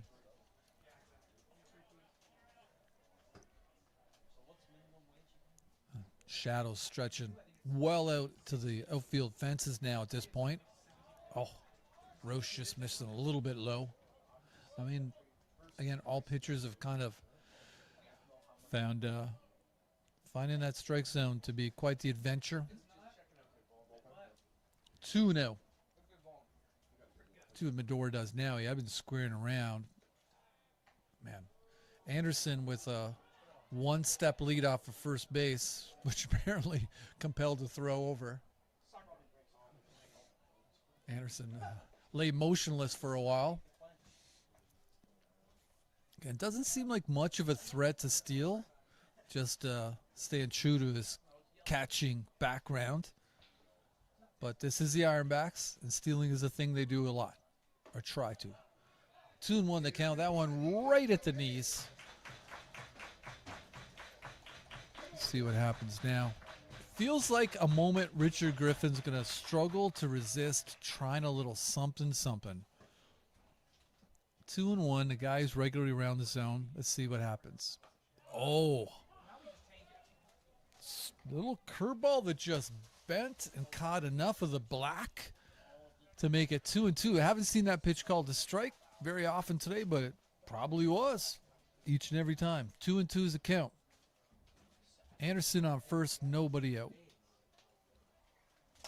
Oh, that pitch down in the dirt. Managed to keep that ball just close enough to the catcher. It's a full count. I mean, that's enthusiasm. Full count. A lot of people are too terrified to really get into the charge call, but not that guy. I have fully committed to it. That is strike 3.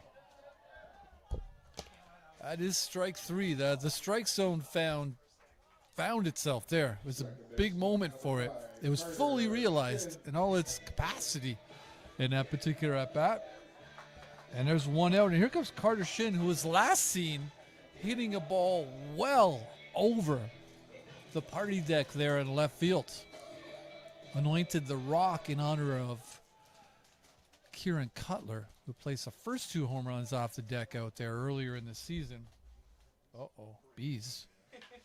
That ball's hit deep to center field. Carter Shin's got some, man, right out to the warning track out there in center. I'll tell you, it feels a little bit like the ball's jumping tonight. You know, I might be saying that as a defense for, like, maybe not catching on to those other home runs as quickly as I should. But, yeah, it definitely feels like it's jumping. But good for Carter Shin. He's getting a good old heap and bat full of baseball the last couple at bats. But quickly, 2 out. Haas Anderson still on first base. Michael Gregus at the plate. He's 0 for 2 today. Slices that one back into the old abandoned high school. Currently being renovated. by more duct tape than you'd hope would be involved in a renovation. 0-1 count, 2 out. A lot of Meriton's finest attended the old Meriton High School behind me. Who attended the kind of sketchy whatever schools they were there at the end, that I can't speak to. 0-2 the count quickly on Gregus. And credit to Roche, who's really battled back here.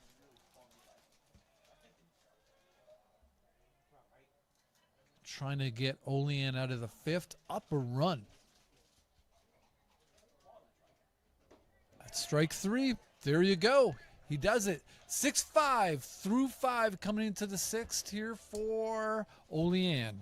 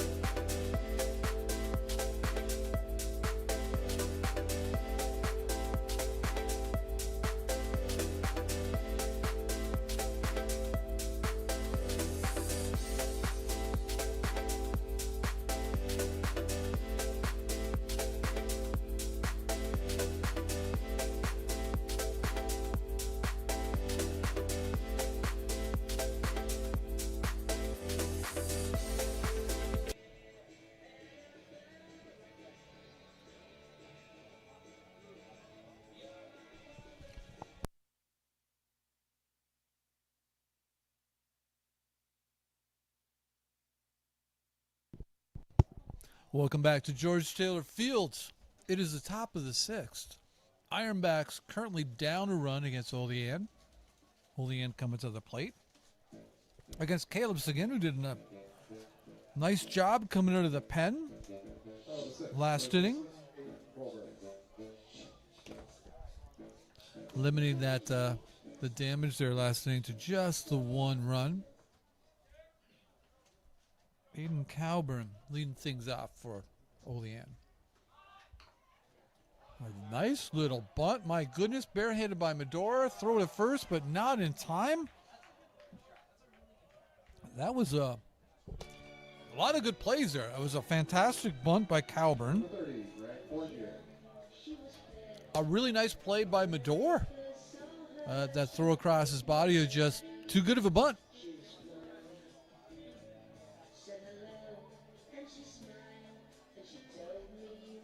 Olean getting a little crafty here to start the sixth. They got a runner on first base now. They've been hyper aggressive on the bases thus far, sometimes to their detriment.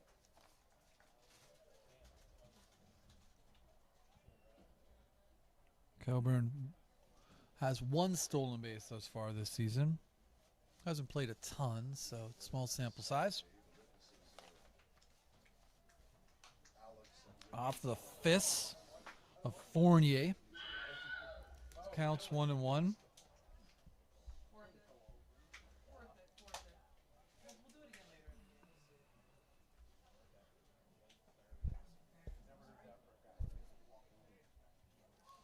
Modest lead for Cowburn. Fournier squares around. Fouls that off. 1-2 the count. Trying to catch the Ironbacks napping a little bit. Again, just to update you on Elmira, who currently sit half a game behind Ironbacks for that in the fight for that fourth position, final playoff spot. Excuse me. Elmira currently up 1-0 on Geneva in Geneva at McDonough Park. Batavia, who are in first, just one game ahead of Jamestown. Currently behind Auburn 8-4. So there's a little bit of a surprise. Jamestown not playing tonight, but that's probably good news for them. Jamestown plays Olean the next 2 nights, so. So again, and that's, if there's, I mean, like I said, we've seen for Caleb to be in this situation speaks a lot to how his confidence has grown and how Richard Griffin's confidence has grown in him. But when he amps it up a little bit too much, that's the spot where he misses too. First base side at home plate. Full count now. Nobody out. Runner on first base. Fournier battling back in this at bat. We do have some action in the Ironbacks bullpen.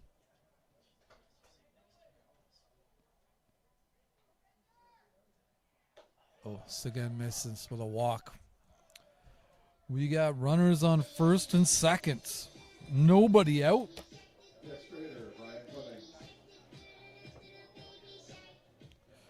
And just in time for the top of the order for Olean. Fleming walked twice, grounded 6. Grounded out 6-3, grounded short.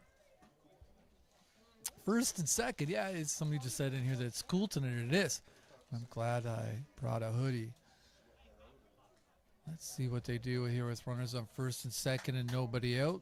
They've been pretty active on bunting, even with their better hitters, and that's Fleming squaring around, pulls back, ball 1.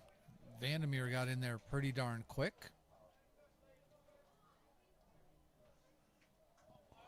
Want to know the count? See what they do. Seguin's really been struggling to throw strikes, and see if they just choose to make him throw strikes. Squares around again. It's up in the air to Medor, who's going to pick it up late and throw it away. That's a huge error that looks like it's actually going to score a couple runs as it's in play. That'll get the batter all the way to third base. 2-run score. Medor really slow on that. I think he thought about letting it go foul. Changed his mind pretty quickly, but at that juncture just threw it away. So that's a crucial error.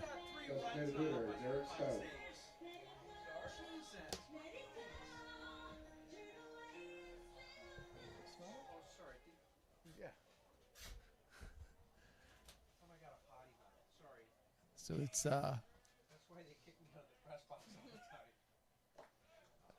So it's 8-5. Oilers up now. They got a runner on third base in danger of making this a 4-run ball game. Ironbacks got the infield in. Which, yeah.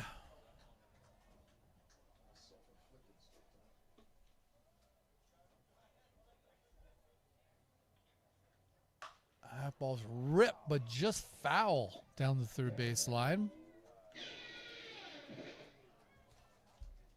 Kind of quiet settles over the stands here at George Taylor Field. But this game has been nothing but full of surprises, so I wouldn't count it out this early. This again now makes it 2-1.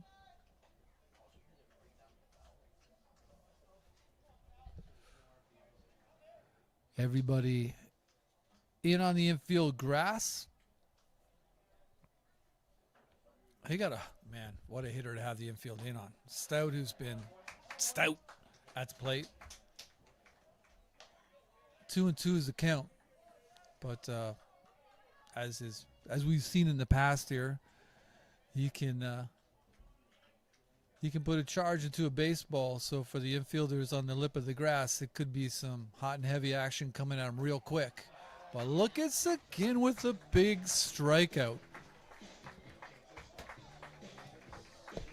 It's hammer time here at George Taylor Field.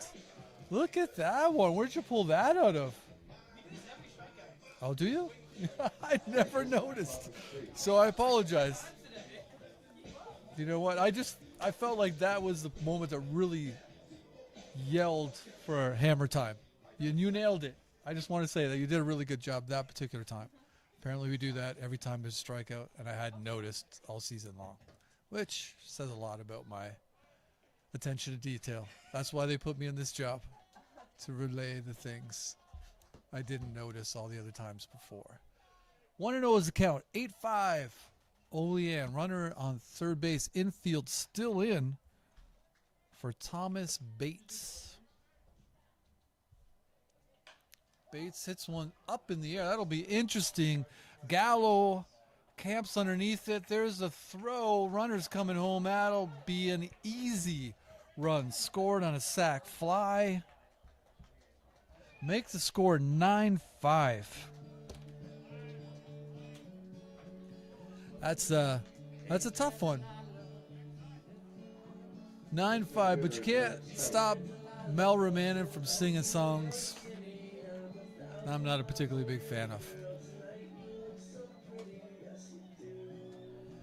9-5 Olean, top of the sixth. Aiden Willard steps to the plate. He's had quite a day. He's struck out, he's doubled, he's singled, he has an RBI. Really a huge juncture in this game would have been the third inning when on a two-strike count, a pitch dead center in the zone by my recounting. That ball's hit to center field. Thompson and Gregus going for it. Oh my goodness. That ball fell between Thompson and Gregus. It looked like Thompson just mishandled it. That's two bases. A little bit of defensive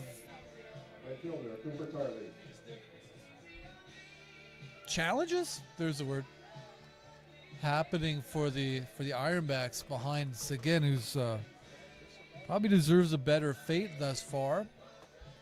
As Cooper Tarley, a man who's done nothing but get in full counts here for the full season. He never gets cheated. He wants all the pitches all the time. And there's a couple free outs given to the Oilers today, and man, that's a tough pitch.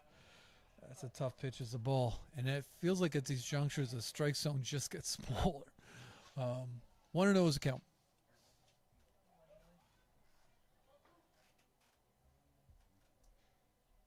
Runner on second, and Willard.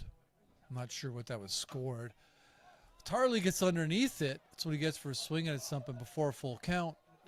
Vandermeer takes charge, makes the catch. He caught it. That's an out.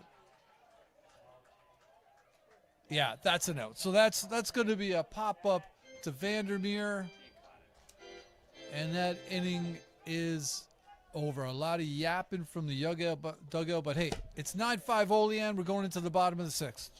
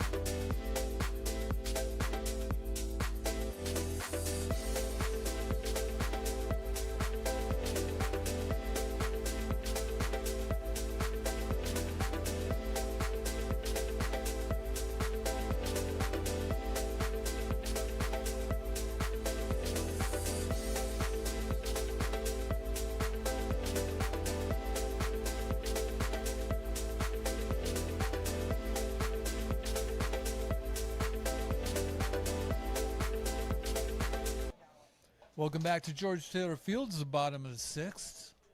Ironbacks coming to the bottom of the sixth, down 4 runs to Olean.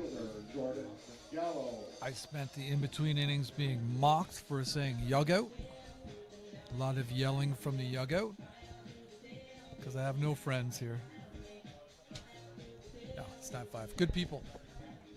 Speaking of good people, Jordan Gallo, who hit one out dead center field last time up, takes a little curveball from new pitcher from Olean, who's actually one of their native sons from Olean, New York, Austin Miles, attends Niagara County Collegiate College. 1-2, I believe the count is now here.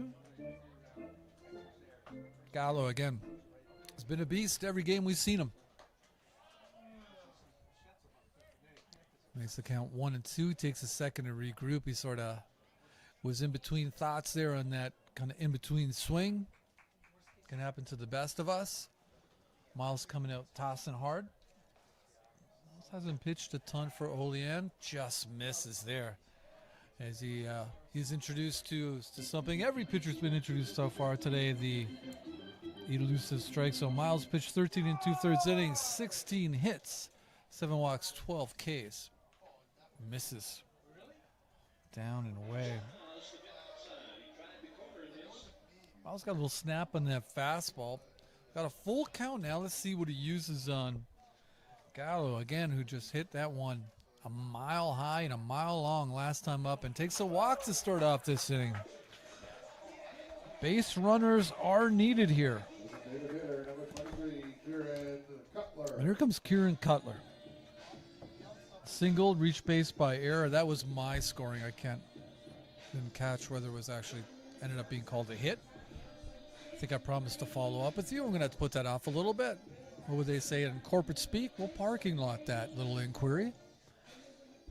Nobody out, runner on first base. Ironbacks down 4. Kieran Cutler, who's found the party rock there out in left field, the patio, on a couple occasions.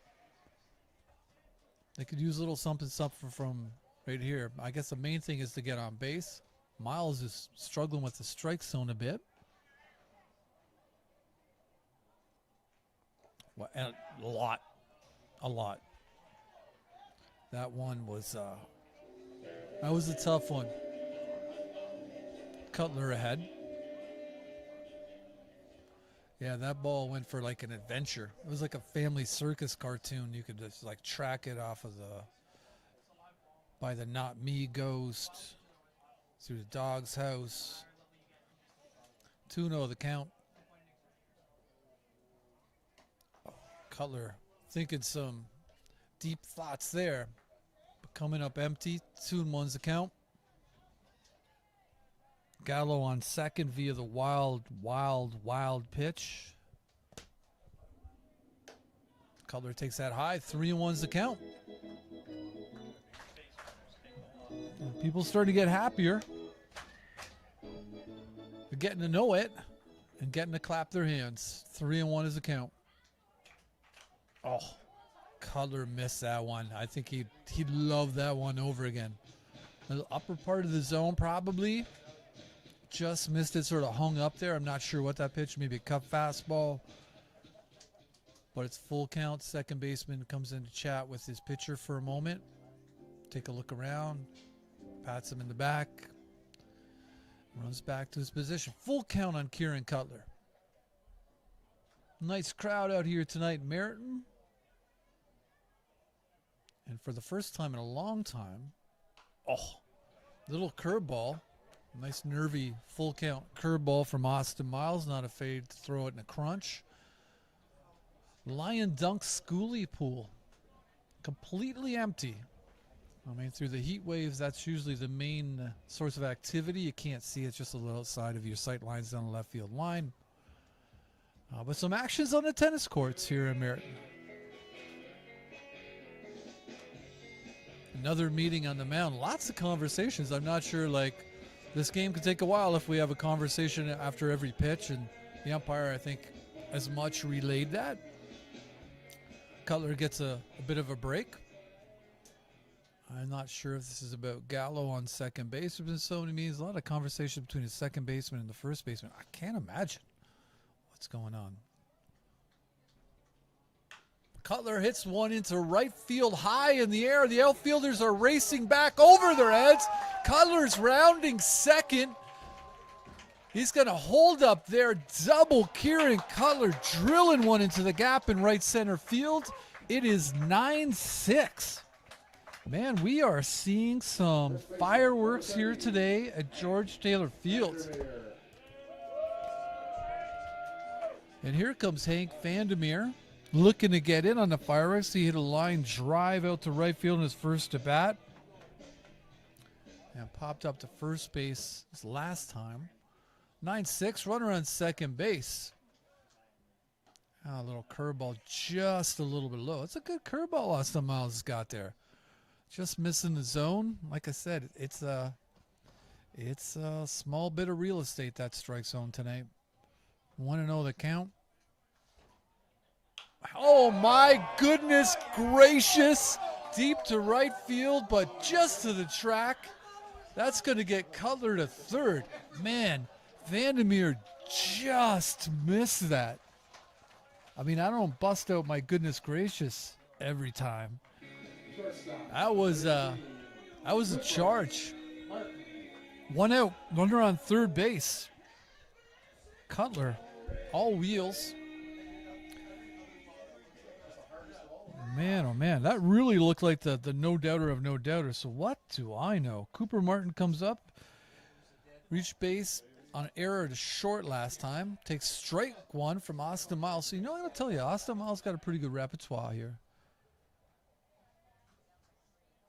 A little fastball there low in the zone.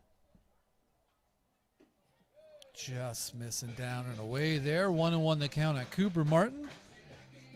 Been a pleasure to watch Cooper Martin in the field this season.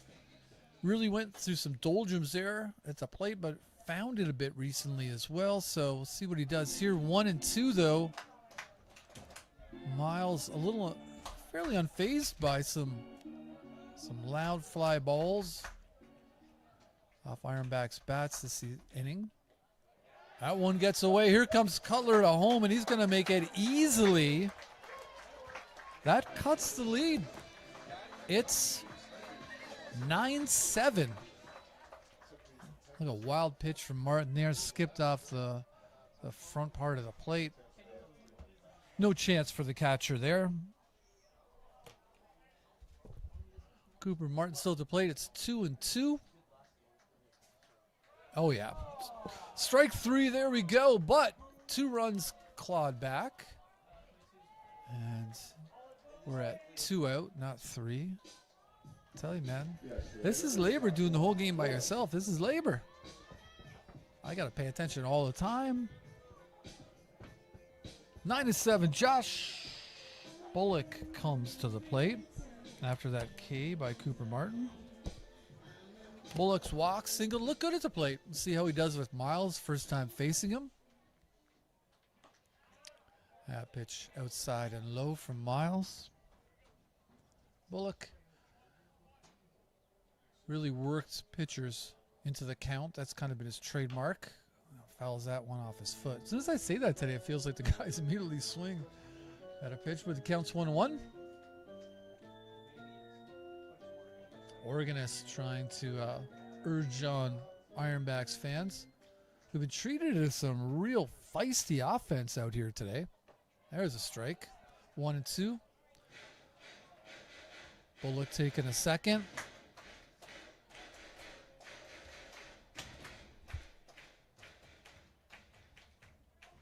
That one is gonna find some green in front of the center fielder.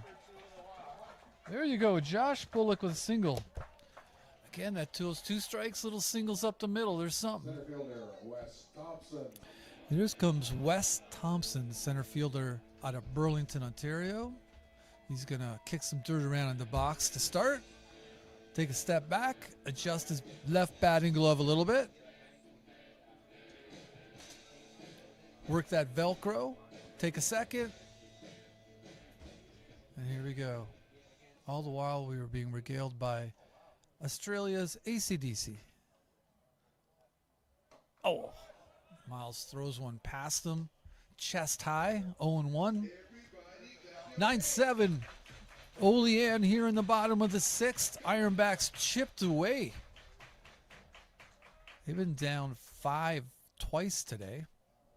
Came back to tie it in the fourth. And now they've brought that lead down to 2. Runner on first, 2 out. Thompson, 1-1. All right, takes that outside. 2-1 the count. Wes Thompson taking over center field pretty much since mid-season. Solid defense, showing a little bit of offense this year. Just got under that one. Calburn waving off everybody, and he missed it. Oh my goodness. He just flat out missed that pop-up. You do not see that every day. You do not see that every day. And that's an E5 with a capital E. That's Calburn crouched right now, thinking about, he's not feeling good about that. I'm going to tell you right now, he's not feeling good about that. And that gives that's some life here for the Ironbacks. Free outs. Free out giveaway there. And here comes Haas Fenwick, 2 for 2 today, 2 singles, 2 little kind of like line shots, one between first and second, one up the middle. And they could use just a little more green here. Miles missing with ball 1, and then missing the ball that was tossed back to him. And I'll tell you, they are really asking the crowd to be happy a lot and to show it. Oh, Fenwick missing that pitch. 1-1 the count. Ironbacks down 2. They got runners on first or third, 2 out. Thanks to Calburn keeping this inning alive with that missed pop-up. Miles trying to pick up his teammate. 2-1 the count. Looks like we got a potential pinch hitter on deck for Devin Medor's spot. 2-1 here to Haas Anderson. 3-1 to Haas Anderson.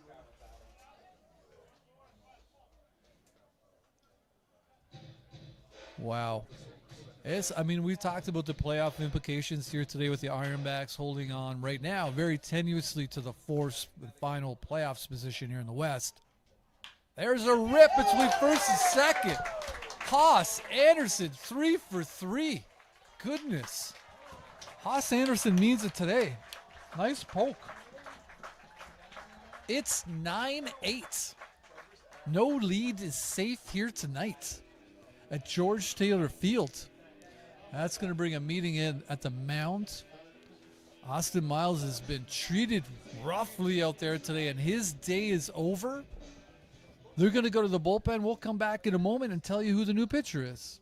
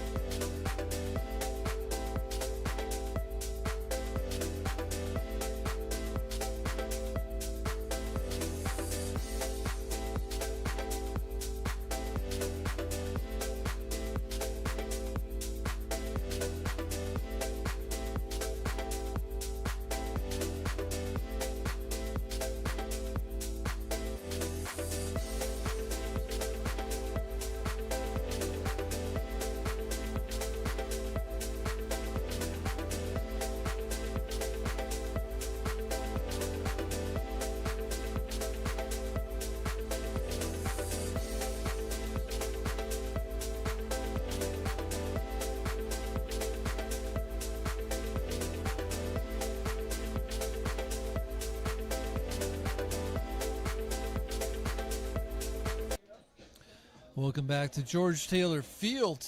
It is 9-8 here in the bottom of the sixth. There's been as much offense as you could want here tonight.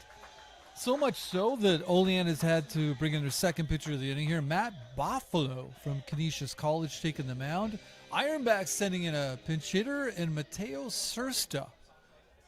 He's got runners on first and second, 2 outs. Sursta pinch hitting for Devin Medor. There is a grounder to first, easily handled. That'll end the inning, but hey, it's 9-8. Going into the top of the 7, Olean up.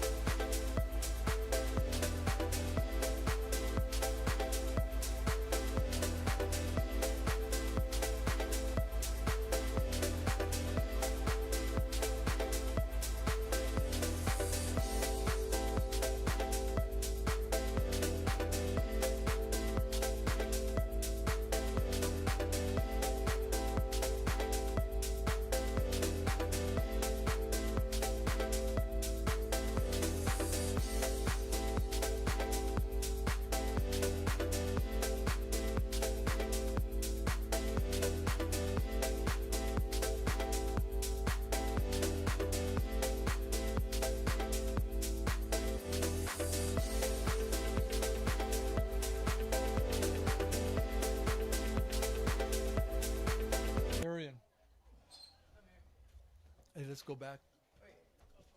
Oh, we are back? Okay. All right. Hey, what do you know? It's the top of the 7th. It's 9-8. Olean Oilers here at Niagara Ironbacks. This has been a whale of a game. We came in saying this is playoff implications today. Huge game. Ironbacks half a game up on Elmira and 1.5 games up here on Olean. And it's been a heck of a fight. Ironbacks have been down 5-0 and 9-4. But here we are. It's 9-8. Haas Anderson going out to chat before a pitch is thrown with Caleb Seguin, who hasn't really had a lot of long outings for the Ironbacks. And this is he's going into his 3rd inning work. As we mentioned, Rafi Smith still somewhere along Queen Elizabeth Highway waiting for a ride. You know, he was supposed to start today. Yeah, waiting for CAA. The call has been made. That ball's hit high in the air. They've lost it there. Oh, my goodness. That was something. So Sursta's now at first base. Anderson and Sursta seem to be going to the wrong location for that foul ball. I don't know if like it hit off the mesh or something, but again, I don't have the best line of sight down the first baseline. My apologies. I can tell you again, it's 9-8. It counts 0-1. Brian Carruthers at the plate. He's walked twice, struck out once. There you go. It's again quickly ahead. Called strikes again. There's a rare bird here today, but there's another one. Should be like a drinking game. Called strike drinking game. Oh, just about hit him with that pitch. Carruthers slapped himself in the thigh to say, like, why didn't I allow myself to get hit by that? Base runners. But your instincts. 1-2 is the count.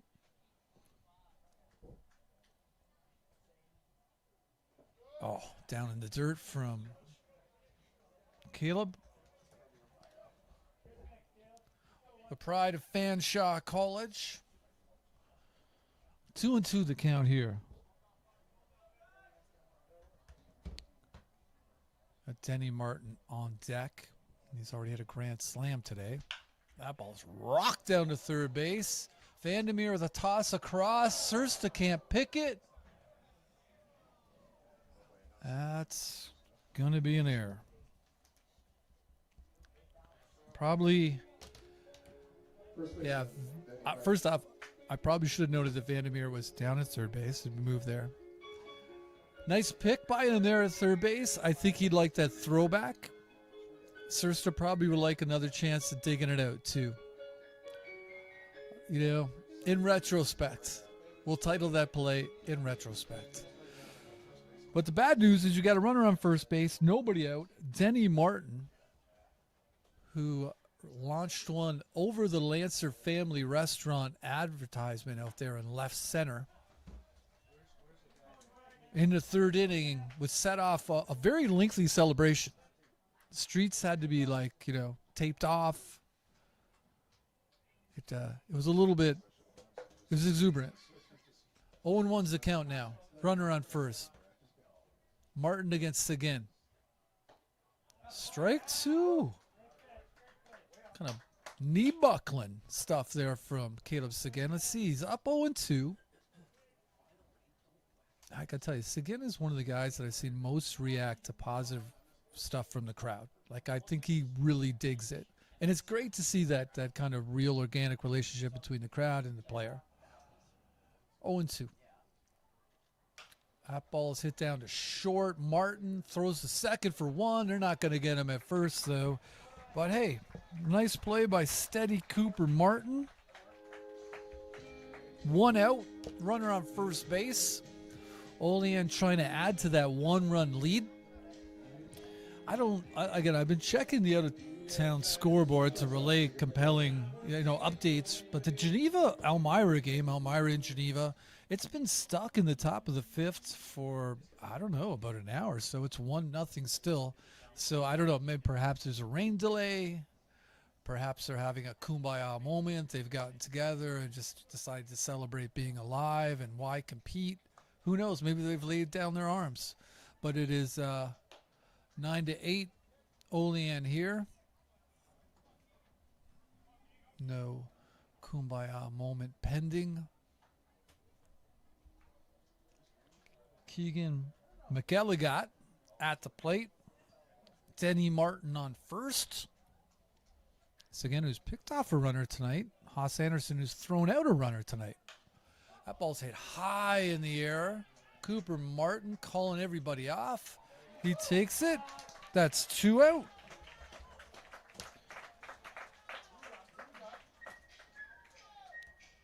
There you go. And full credit to Seguin, who's not had at times the best defense behind him for fighting through it, sticking with it. Man, we are between the banana splits and this song. This game should really be shown in black and white. What is this song called? What is the name of that show with the whistling? Andy Griffith Show. There we go. There you go. Strike one from Seguin. Nice little curveball. Just painting the outside corner of the plate. He sees a home plate and he wants to paint it black. Martin on first. There you go. Little grounder down to Vandermeer. Oh, no. That's tough. That's a tough one. Seguin, like I said, has had some challenges behind him. And that gives an additional life to Olean. Runners on first and second, 2 out. Some Sade playing. We've often had a kind of philosophical talks here about the music that's played for opponent hitters. To me, in my estimation, just play more good music. That's what I think of it as. Like, we just played Sade there. Like, you're not going to make the whole idea of making them feel bad. Like, Sade. I'm not going to feel bad about that. Fournier hits one into center field. Wes Thompson's charging. Not going to make it. That's going to score potentially a couple. Gallo gets it in. A little single falling in front of Thompson. And I'll tell you, yeah, at this juncture in the season, 4 outs is they've got yeah, it's been a tough inning. I'll just leave it at that. No need to get too philosophical about it. Could play some Guess Who there, or the Who. No, that's the Who. Excuse me, the other Who. Seguin, who's been forced to go a lot longer this inning than perhaps you'd want, now finds himself facing the top of the order, Brian Fleming. 10-8 Olean, recipients of a kind of a gift run there.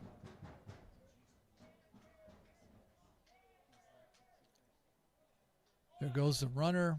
Haas is going to hold on to it. Tough pitch to do much with. So you got runners in second and third, 2 out. 2-0 is the count on Fleming, who's really shown a capacity to take a walk. Nobody up in the bullpen for the Ironbacks. That's out of my line of sight. Somebody was up, who's now down. Other day just ready to go. We'll see. There we go. Strike one from Seguin. Vandermeer still seems to be beating himself up a little bit there on third base.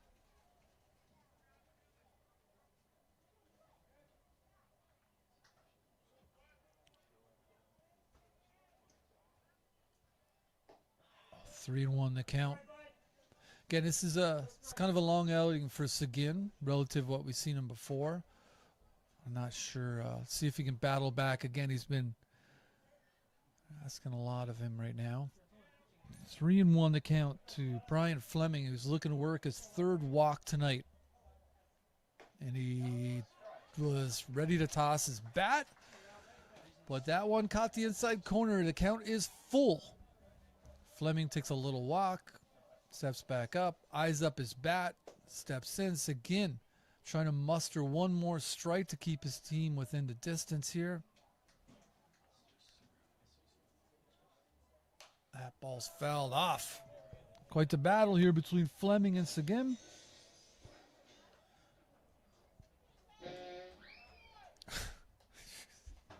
You just can't resist that extra sound effect. You can't. Full count, 2 out. 10-8 Olean here in the top of the 7th. Oh, there it is. Strike 3. Beautiful pitch by Caleb Seguin. It's 10-8 going to the bottom of the 7th. That's it, strikeout number 7.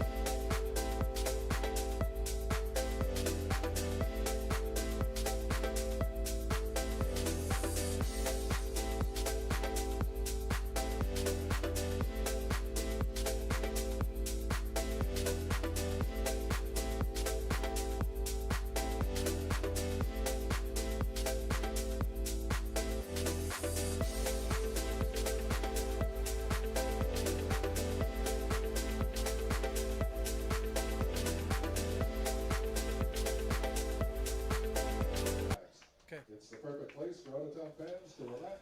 Welcome back to George Taylor Field. It's a big playoff race battle here tonight in Merritton, Ontario. Niagara Ironbacks up against Olean Oilers. It's 10-8 Oilers. Bottom of seventh. For the Ironbacks. It's been a back and forth seesaw battle with some real hitting pyrotechnics going on. We've seen 3 home runs tonight, included amongst that Carter Shin, the guy up at the plate right now. He's facing Matt Buffalo. Matt, ladies' night in Buffalo. He's quickly behind 1-0 versus Carter Shin. There's a pretty good pitch. He's got some snack, crackle, pop on that fastball. 1-1 the count here on Carter. Ironbacks going to have to keep asking for more from their offense. They're going to... That's a little grounder down to second base. Snagged. Tossed to first. Quick out there from Buffalo. Yeah, Motley Crue means only one thing. Well, it probably means more than one thing, but I won't say the first thing. So the second thing it means is Michael Gregus is coming up to the plate. Ironbacks down by 2. They need a base runner. See what Gregus does here against Buffalo. Is looking pretty sharp out there thus far. Gregus squaring around, but pulled back.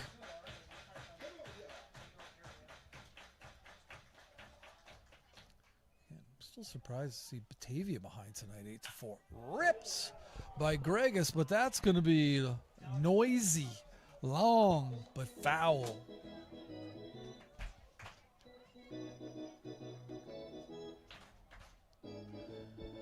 And Elmira game still showing it's in the 5th. So, again, unsure of what's going on in Geneva tonight.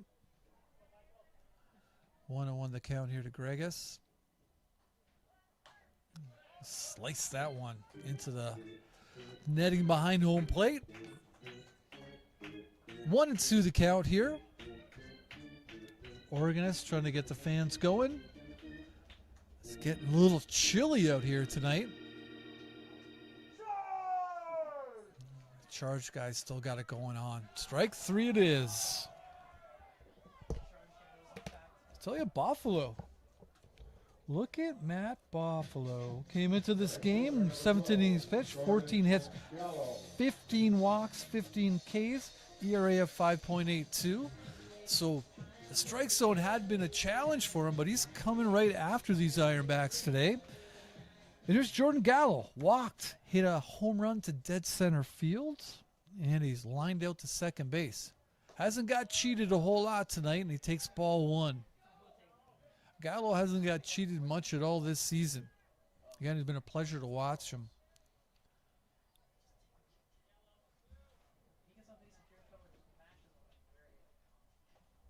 Ooh, that pitch well inside. Felt like Buffalo maybe amped that one up a little bit too much.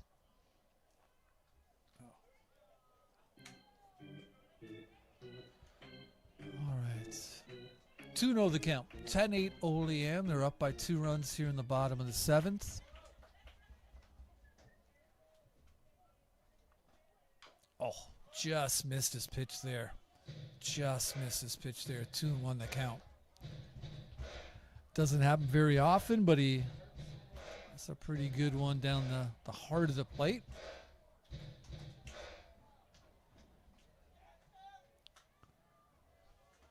Two on Buffalo versus Gallo.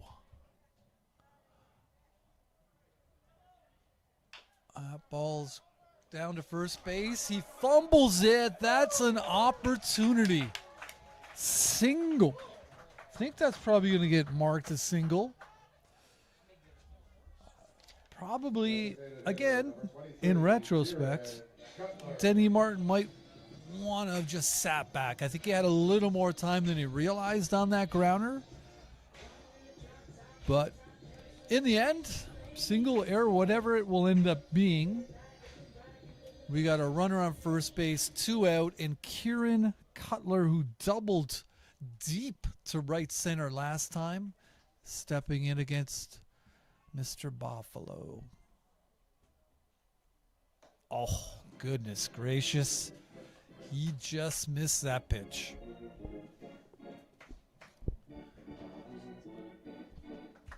Gallo, modest lead off first base, not known for his base running adventures, usually fairly cautious. Cutler takes that inside.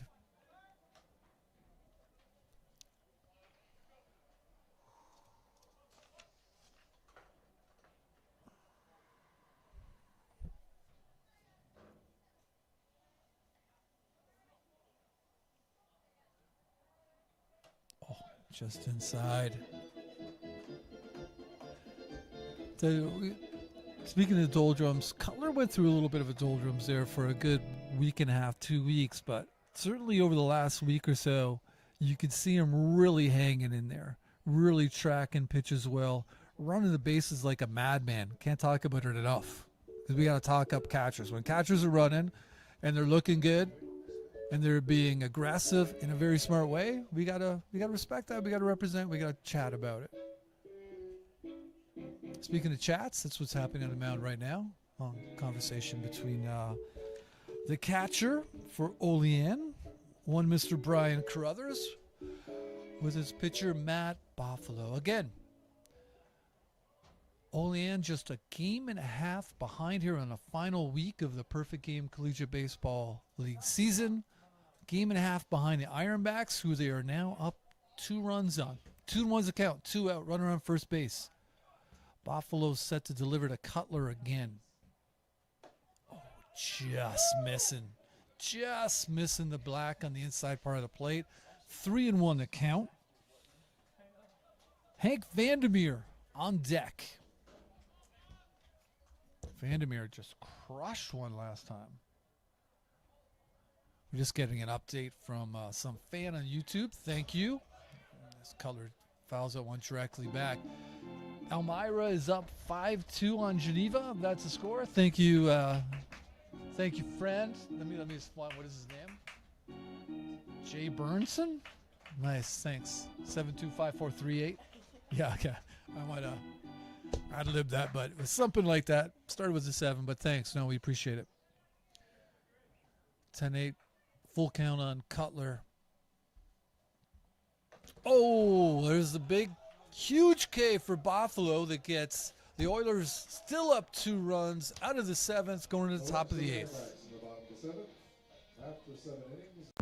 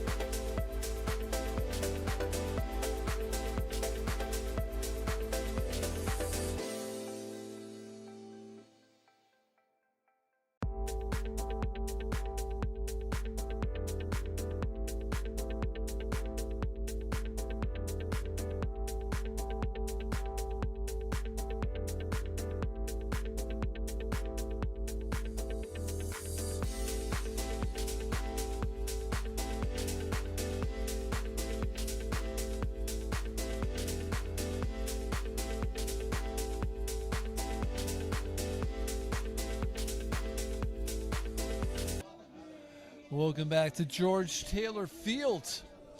Big update here for Rafi Smith, who we assume is still stranded somewhere on a lonesome stretch of Canadian highway. Scheduled to start today, but then along come fate, circumstance, and faulty craftsmanship. So the update is we got a brand new pitcher in for the Niagara Ironbacks. It's Tanner Lowe, making his first appearance today for this season, for the Ironbacks. Rip past Vandermeer.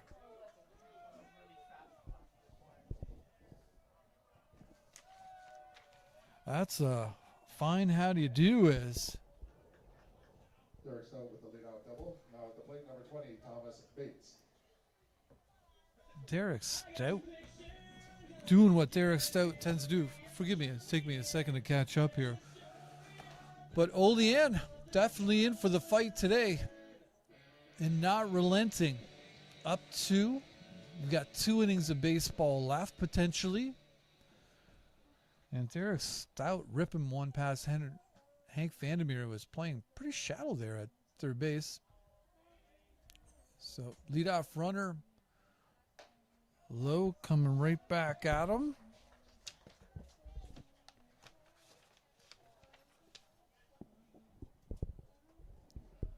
Gonna have a Haas Anderson jogging out to the mound to have a conversation with Lowe. Lowe is kind of news to me. It doesn't appear we even have much in the way of information, so I apologize.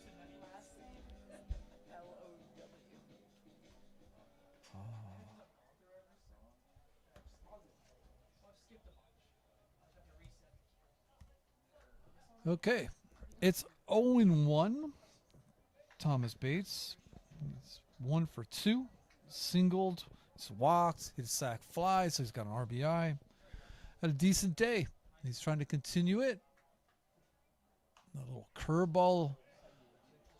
He fouls back into to netting. He's quickly ahead 0-2. Let's see what he can do with this. Ironbacks would love to keep Stout where he is there on second base.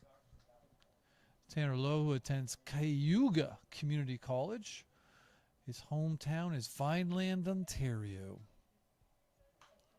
Oh, that one was pretty meaty one for an 0-2 count, but it's fouled back by Bates.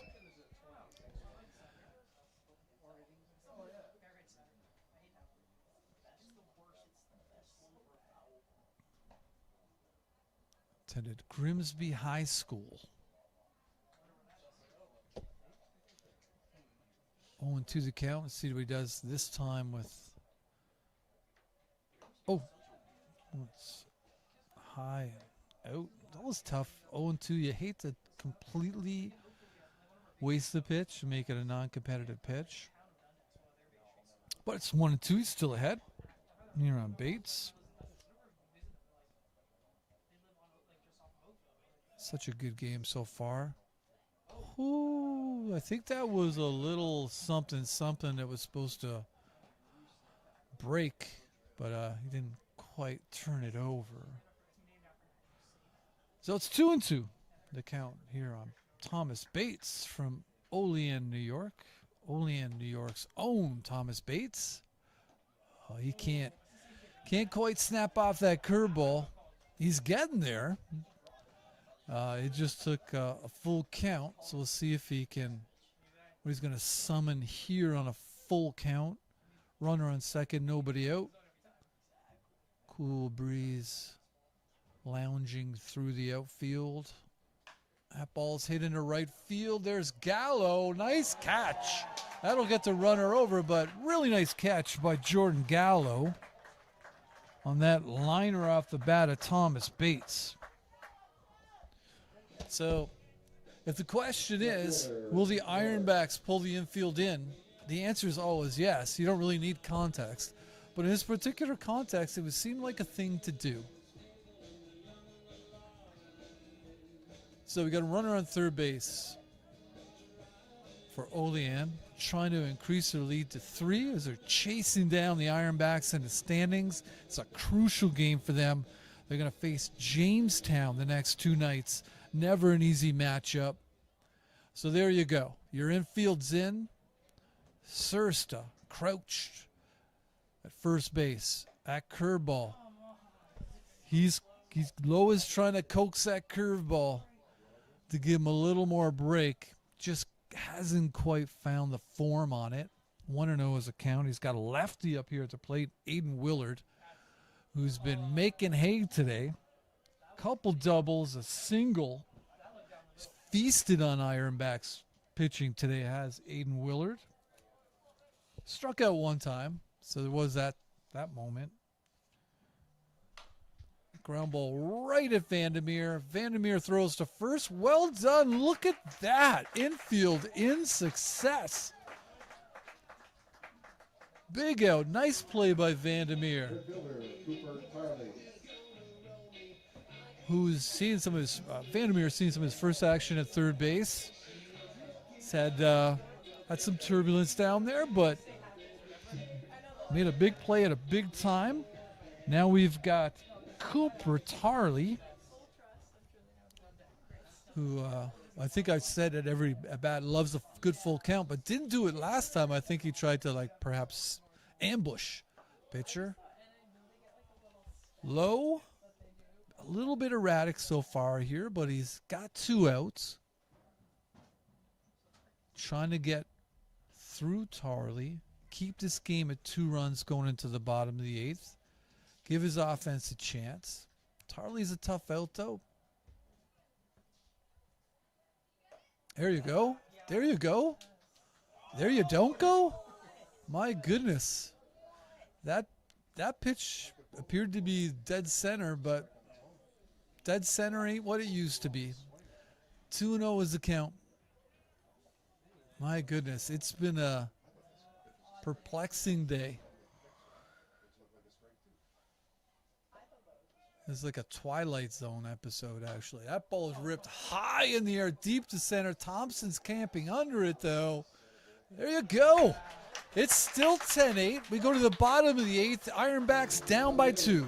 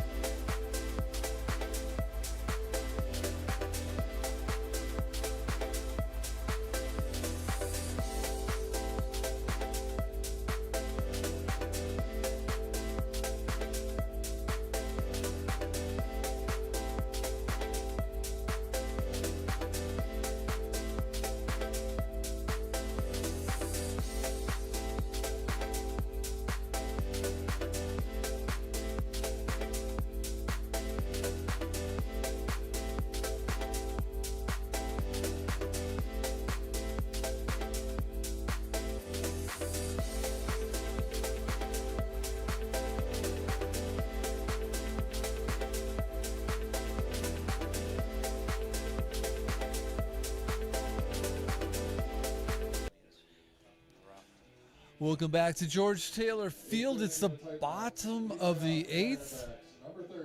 Ironbacks down by 2 in this important playoff implications game.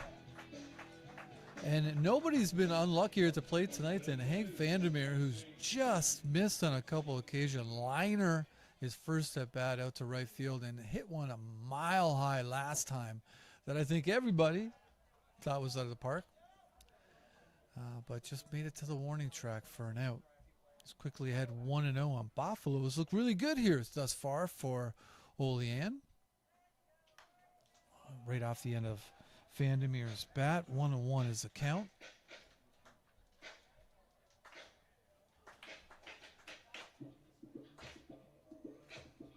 Good night. Fans have certainly enjoyed the game today. A lot to dig your teeth into. Ooh, Vandermeer is sort of in between there. He's behind 1-2.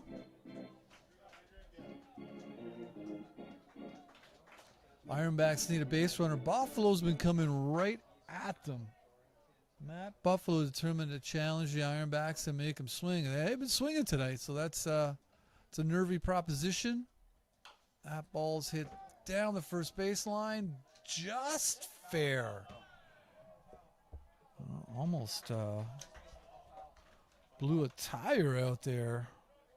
With first baseman Denny Martin, who managed to recover in time. I think the ball took just like a little bit of a bend there past first base.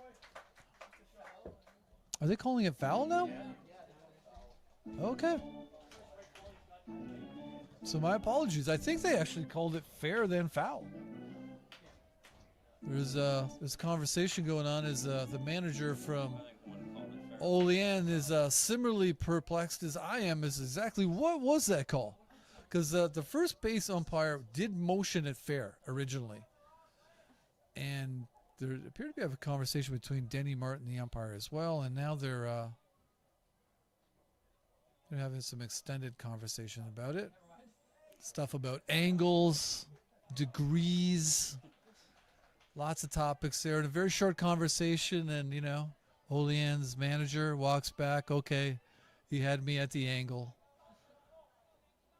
Vandermeer's still alive. It's 1-2.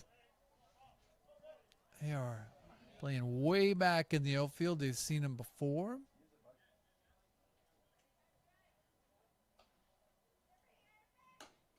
Ooh. Buffalo tried dialing it up there, but misses wide. 2-2 is the count.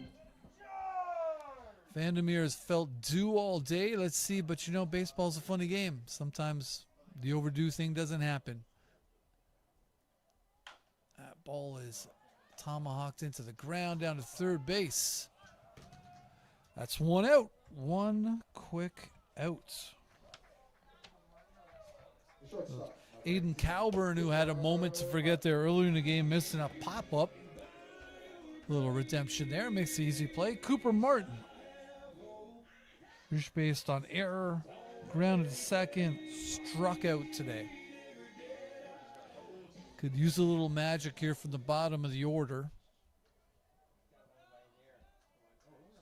It's going to have to generate from them. They've only got 5 outs left. And we're looking at 6 through 10 hitters from this point on. Buffalo's been real good thus far.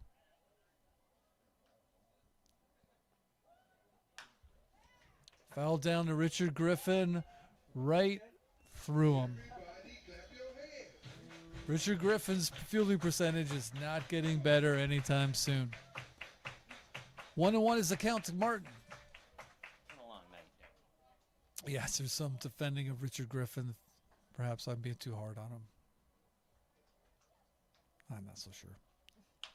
Ball's hit into center field. That should be a piece of cake. It is. 2 outs. Martin putting a bit of a charge into it, but not enough. 2 out. Josh Bullock, 2 for 2 today. 2 singles, a walk, a couple runs scored.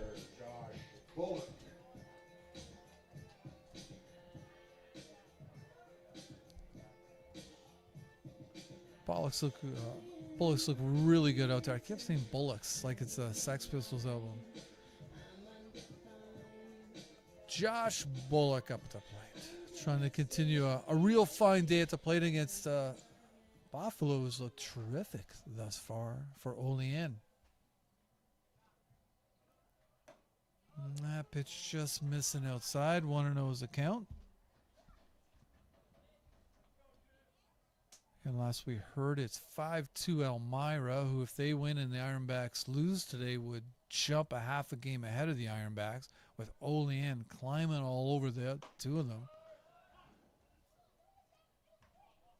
Strike just on the inside of the corner. That inside of the corner, the umpire hasn't been able to find all day, but he found it just now.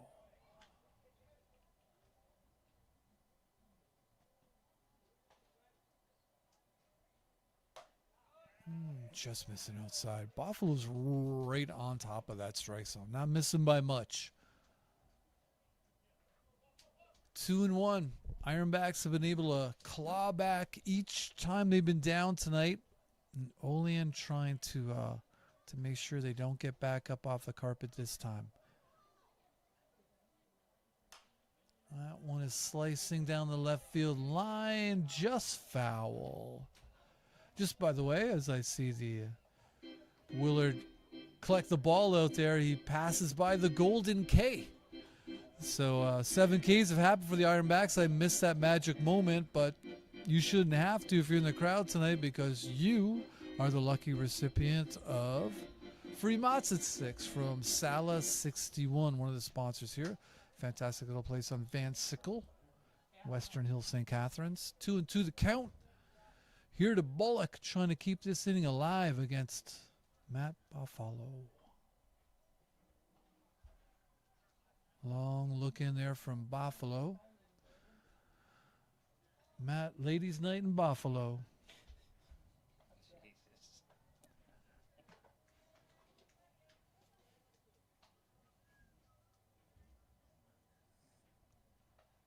That ball is hit towards the middle of the diamond. Gets down. That is probably going to be scored a single. But boy, oh boy, if you're Olean, you really wanted your shortstop to make that play. Keegan McGallagher has had a couple little hiccups there in the infield. Innings alive, ladies and gentlemen. Tying run comes to the plate.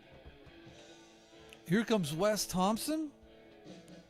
Reached base on a really egregious error last time.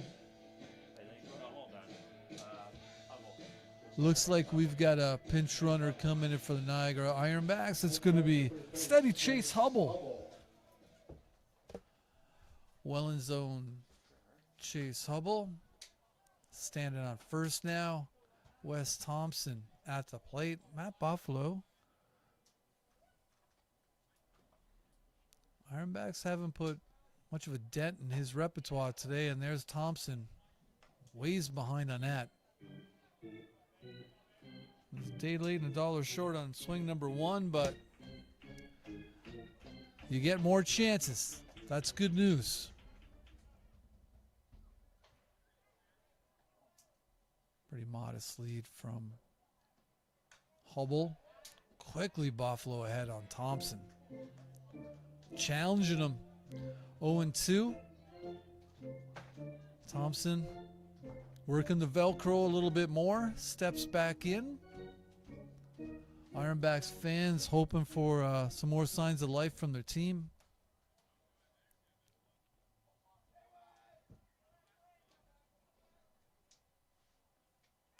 That ball's hit to McGallagher again. He's going to get it this time. That's the inning. We're going to go to the 9th with the Ironbacks down 2, 10-8. The score remains 10-8 Olean.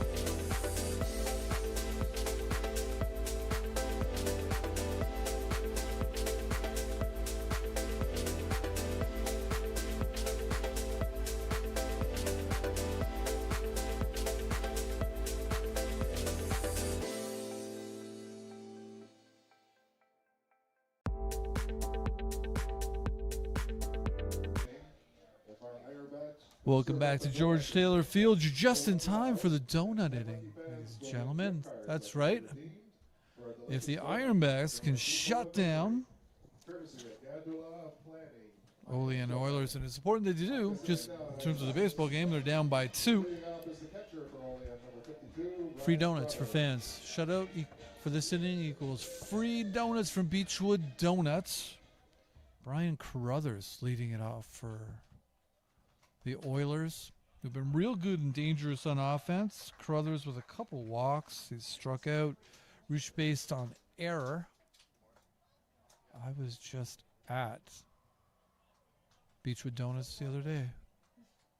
I went in behind one person at 5 o'clock at night. There's 25 donuts left. That person in front of me bought 24 donuts. So I had a Dutchie, because that was the last donut left in Beechwood Donuts. Ground ball just fair. Past Vandermeer. That's going to be extra bases to lead off the inning off of Morrison. I haven't even introduced the new pitcher. Seth Morrison is in the game for the Ironbacks. My apologies for being slow on that. Double. Brian Carruthers. Denny Martin coming to the plate. Denny Martin, who could forget? Grand slam home run today. Top of third. Comes to the plate to Sharon Bono? Sonny Bono. I got you, babe.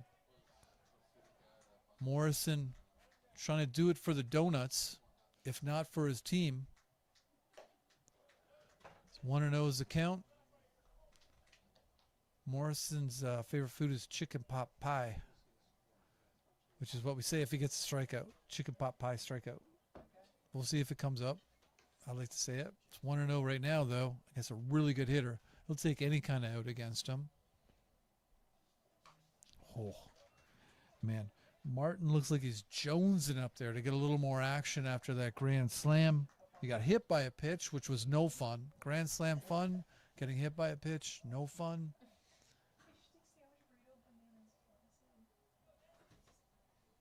Ironbacks down 2.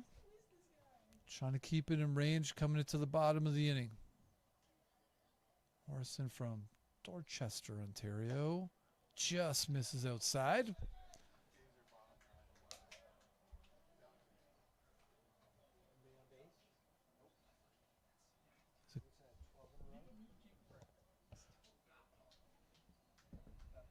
Two and one the count here. Long standoff between Martin, Morrison. Morrison looking the runner back. Misses inside. 3-1 is the count.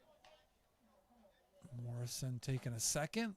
I'm not sure if he wasn't a big fan of the call or... Let's say I lost that one, so I'm really not sure where it was. Game's kind of slowing down here. The 9th.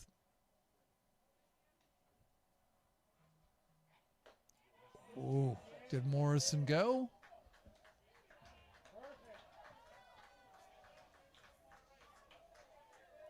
Full count it is.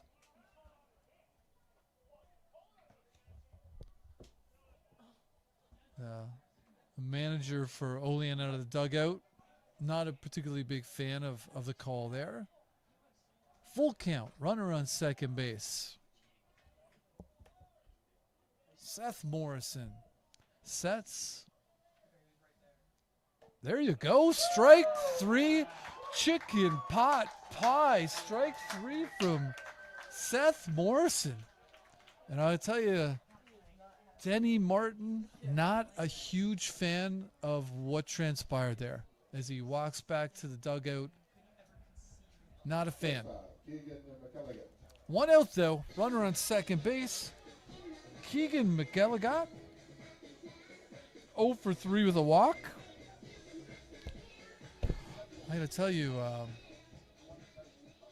when writing out a scorecard for a game, it's good to do so legibly so that when you want to know what happened, you can understand. I often cause myself challenges in that regard. Keegan McElligott had a couple Missed balls in the field. For a little redemption here. A run would really help out. There you go. Morrison right in for strike one. Collegiate came into today batting .273. He's only played 7 games for Olean. Huge game for Olean again. They're going to be back here Saturday. They're fighting for a playoff spot with Elmira's won tonight. We saw 6-3. The ball's fouled off out of play. Morrison quickly ahead 0-2. This is a huge game for Olean to win. They'd gain a game on the Ironbacks. They'd stick tight to Elmira, who they're currently 1 game behind. So yeah, this matters. Ironbacks just hoping to have a chance here in the bottom of the 9th. They'd love to be within 2. Morrison just missing a little bit high. 1-2 the count. Morrison majoring in accounting. Just need to count to 3 here.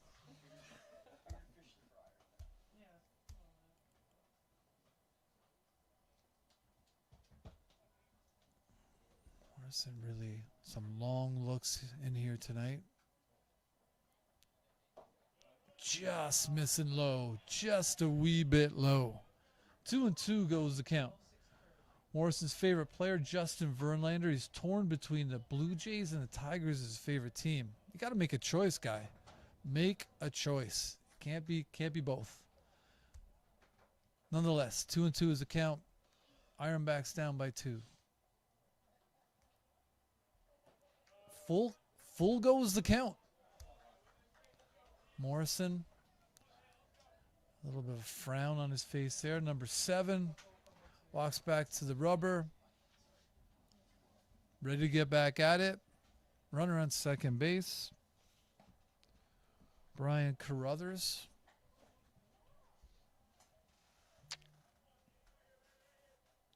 Oh, look at a good portion of the crowd hanging out here. And that's going to be a walk. So we've got 1 out. Runners on first and second. Aiden Cowburn, third baseman, steps up to the plate.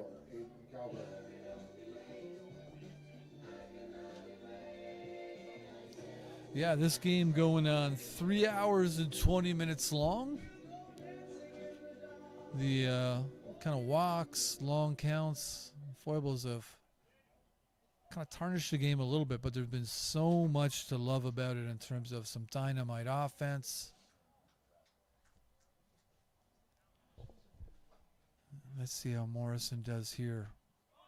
It's got to be really try to shake off losing McGilligot despite being up 0-2 on him. That's the sort of thing as a pitcher that's just really frustrating.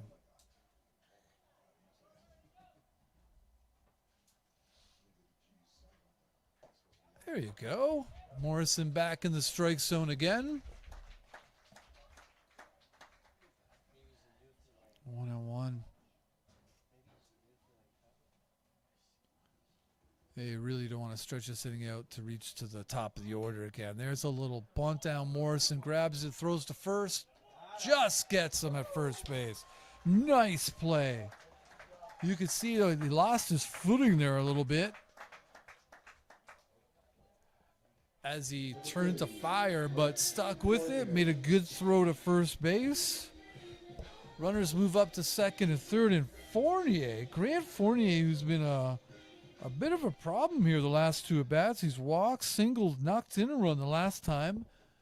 Just floated a nice little liner there into the green grass before West Thompson, which is all they need here again to add another couple runs, which would be really tough for the Ironbacks to overcome. This is a big matchup now. Morrison versus Fournier. Again, can't stress enough the playoff implications here. And I know the thing you want to know right now is, what's Grant Fournier's hat size? And the answer is medium, according to the roster here. Short size, medium as well. Shirt size, large. We've got something going on here. So Morrison is throwing like warm-up pitches like there's something the matter with them and they want to test it. So I don't know what's up. So I just saw Nightingale, the pitching coach, point to his shoulder. I don't know what that means, but usually not good. Not anything good, because you don't ever want there to be kind of shoulder problems. But yeah.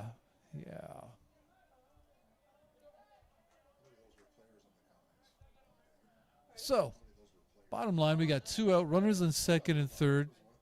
Top of the ninth, Donuts hanging the balance. Grounder to second base. Carter Shin handles it, throws to first. Sursta hangs on to it. Huge play. It's a 2-run gap going into the bottom of the ninth. Ironbacks down, trying to come back.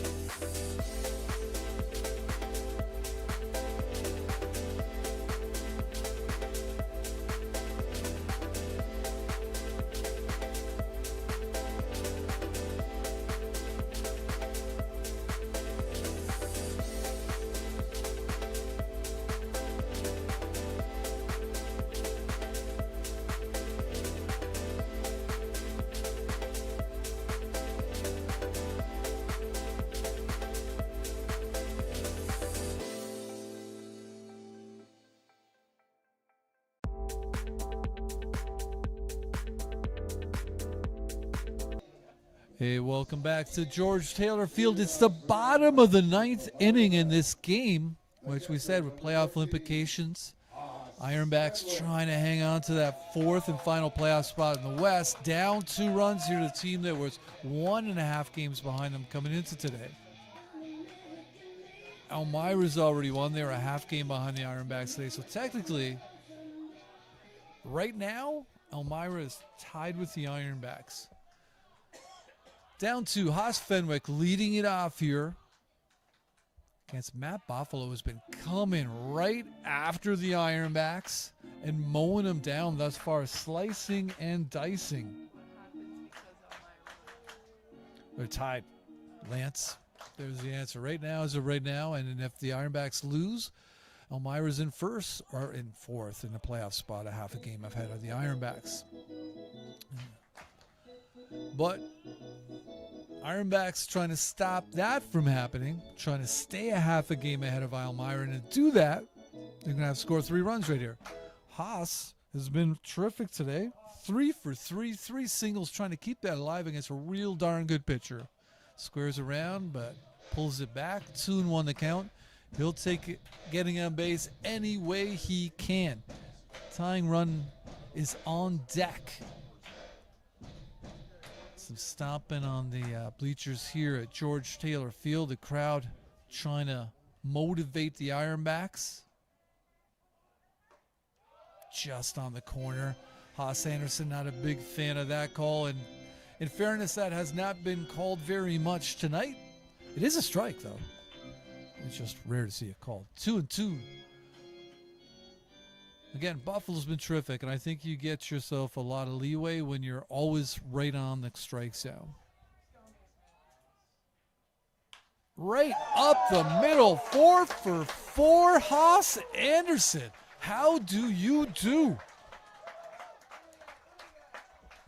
You wanted a leadoff runner? You wanted the tying run at the plate? There you go. And here comes Mateo Sursta.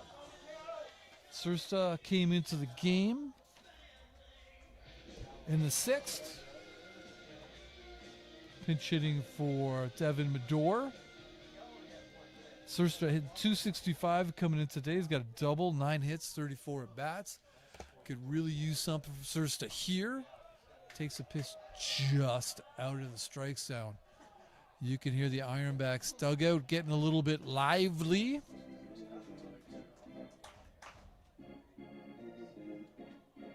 Could really use something from Sursta. Buffalo.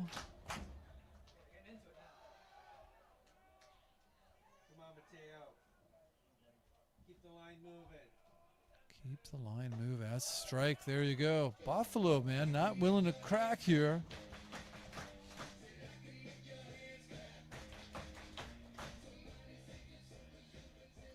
One the count. Any old base runner would help here. That's high. Just misses. 2-1 the count. The dugout reacting to every pitch right now.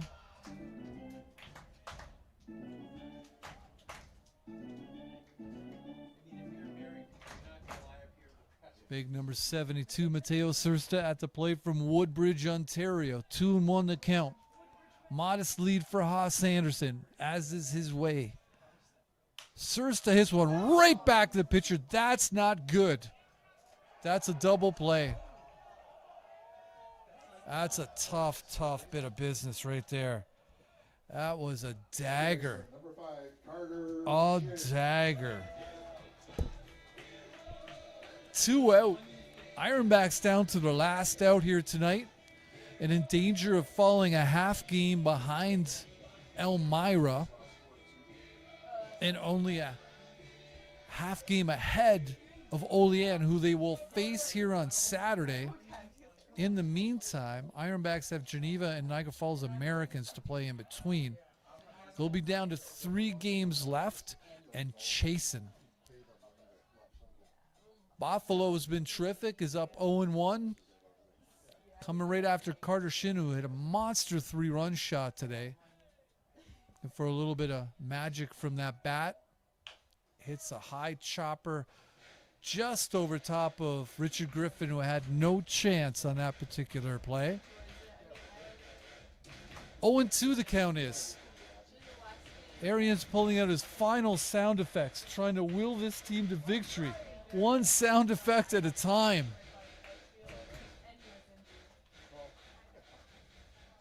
I know Matt Buffalo has really been nails here so far. Steps off, asking for, he wants to end this in a dramatic flourish. He wants everybody to take a second, drink in what he's done so far. It's a long wait, my friends. Buffalo misses wide. Shin crouching down, watched it, coast by the outside part of the plate. 1-2 is the count. This crowd wants to clap some more. It's got plenty of clapping left in it. Don't make them leave the park with clapping left.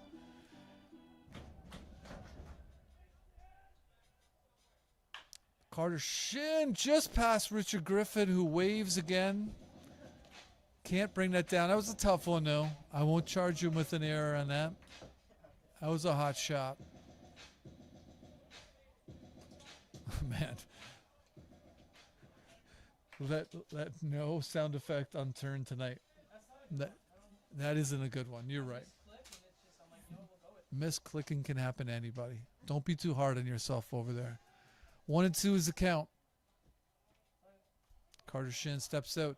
Buffalo has slowed this game down as if he wants to preserve this moment in his memory for some time. These last couple pitches have been something. Carter Shin trying to get something happening.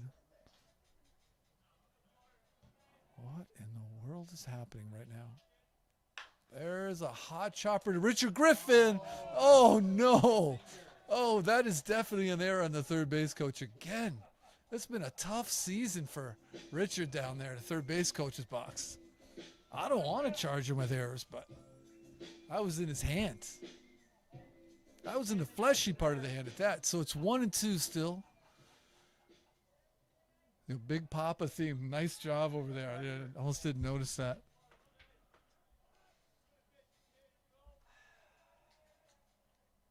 There you go. Buffalo gets out of it. Big win for Olean. Ironbacks lose 10-8. They're a half a game behind Elmira. They got two big games coming up against Geneva, one against Niagara Falls, and then they're back here Saturday again. Be here, 6:30. Olean versus the Niagara Ironbacks this Saturday. Have a great night. Ironbacks are on the road. You can check them out through our website. Wait. Wait a second. Before I said have a great night, but I want to tell you who the player of the game is. You need to know who the player of the game is.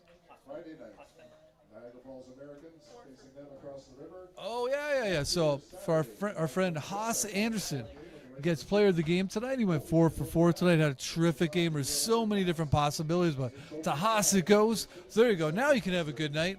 Take care. Thank you so much. Bye-bye.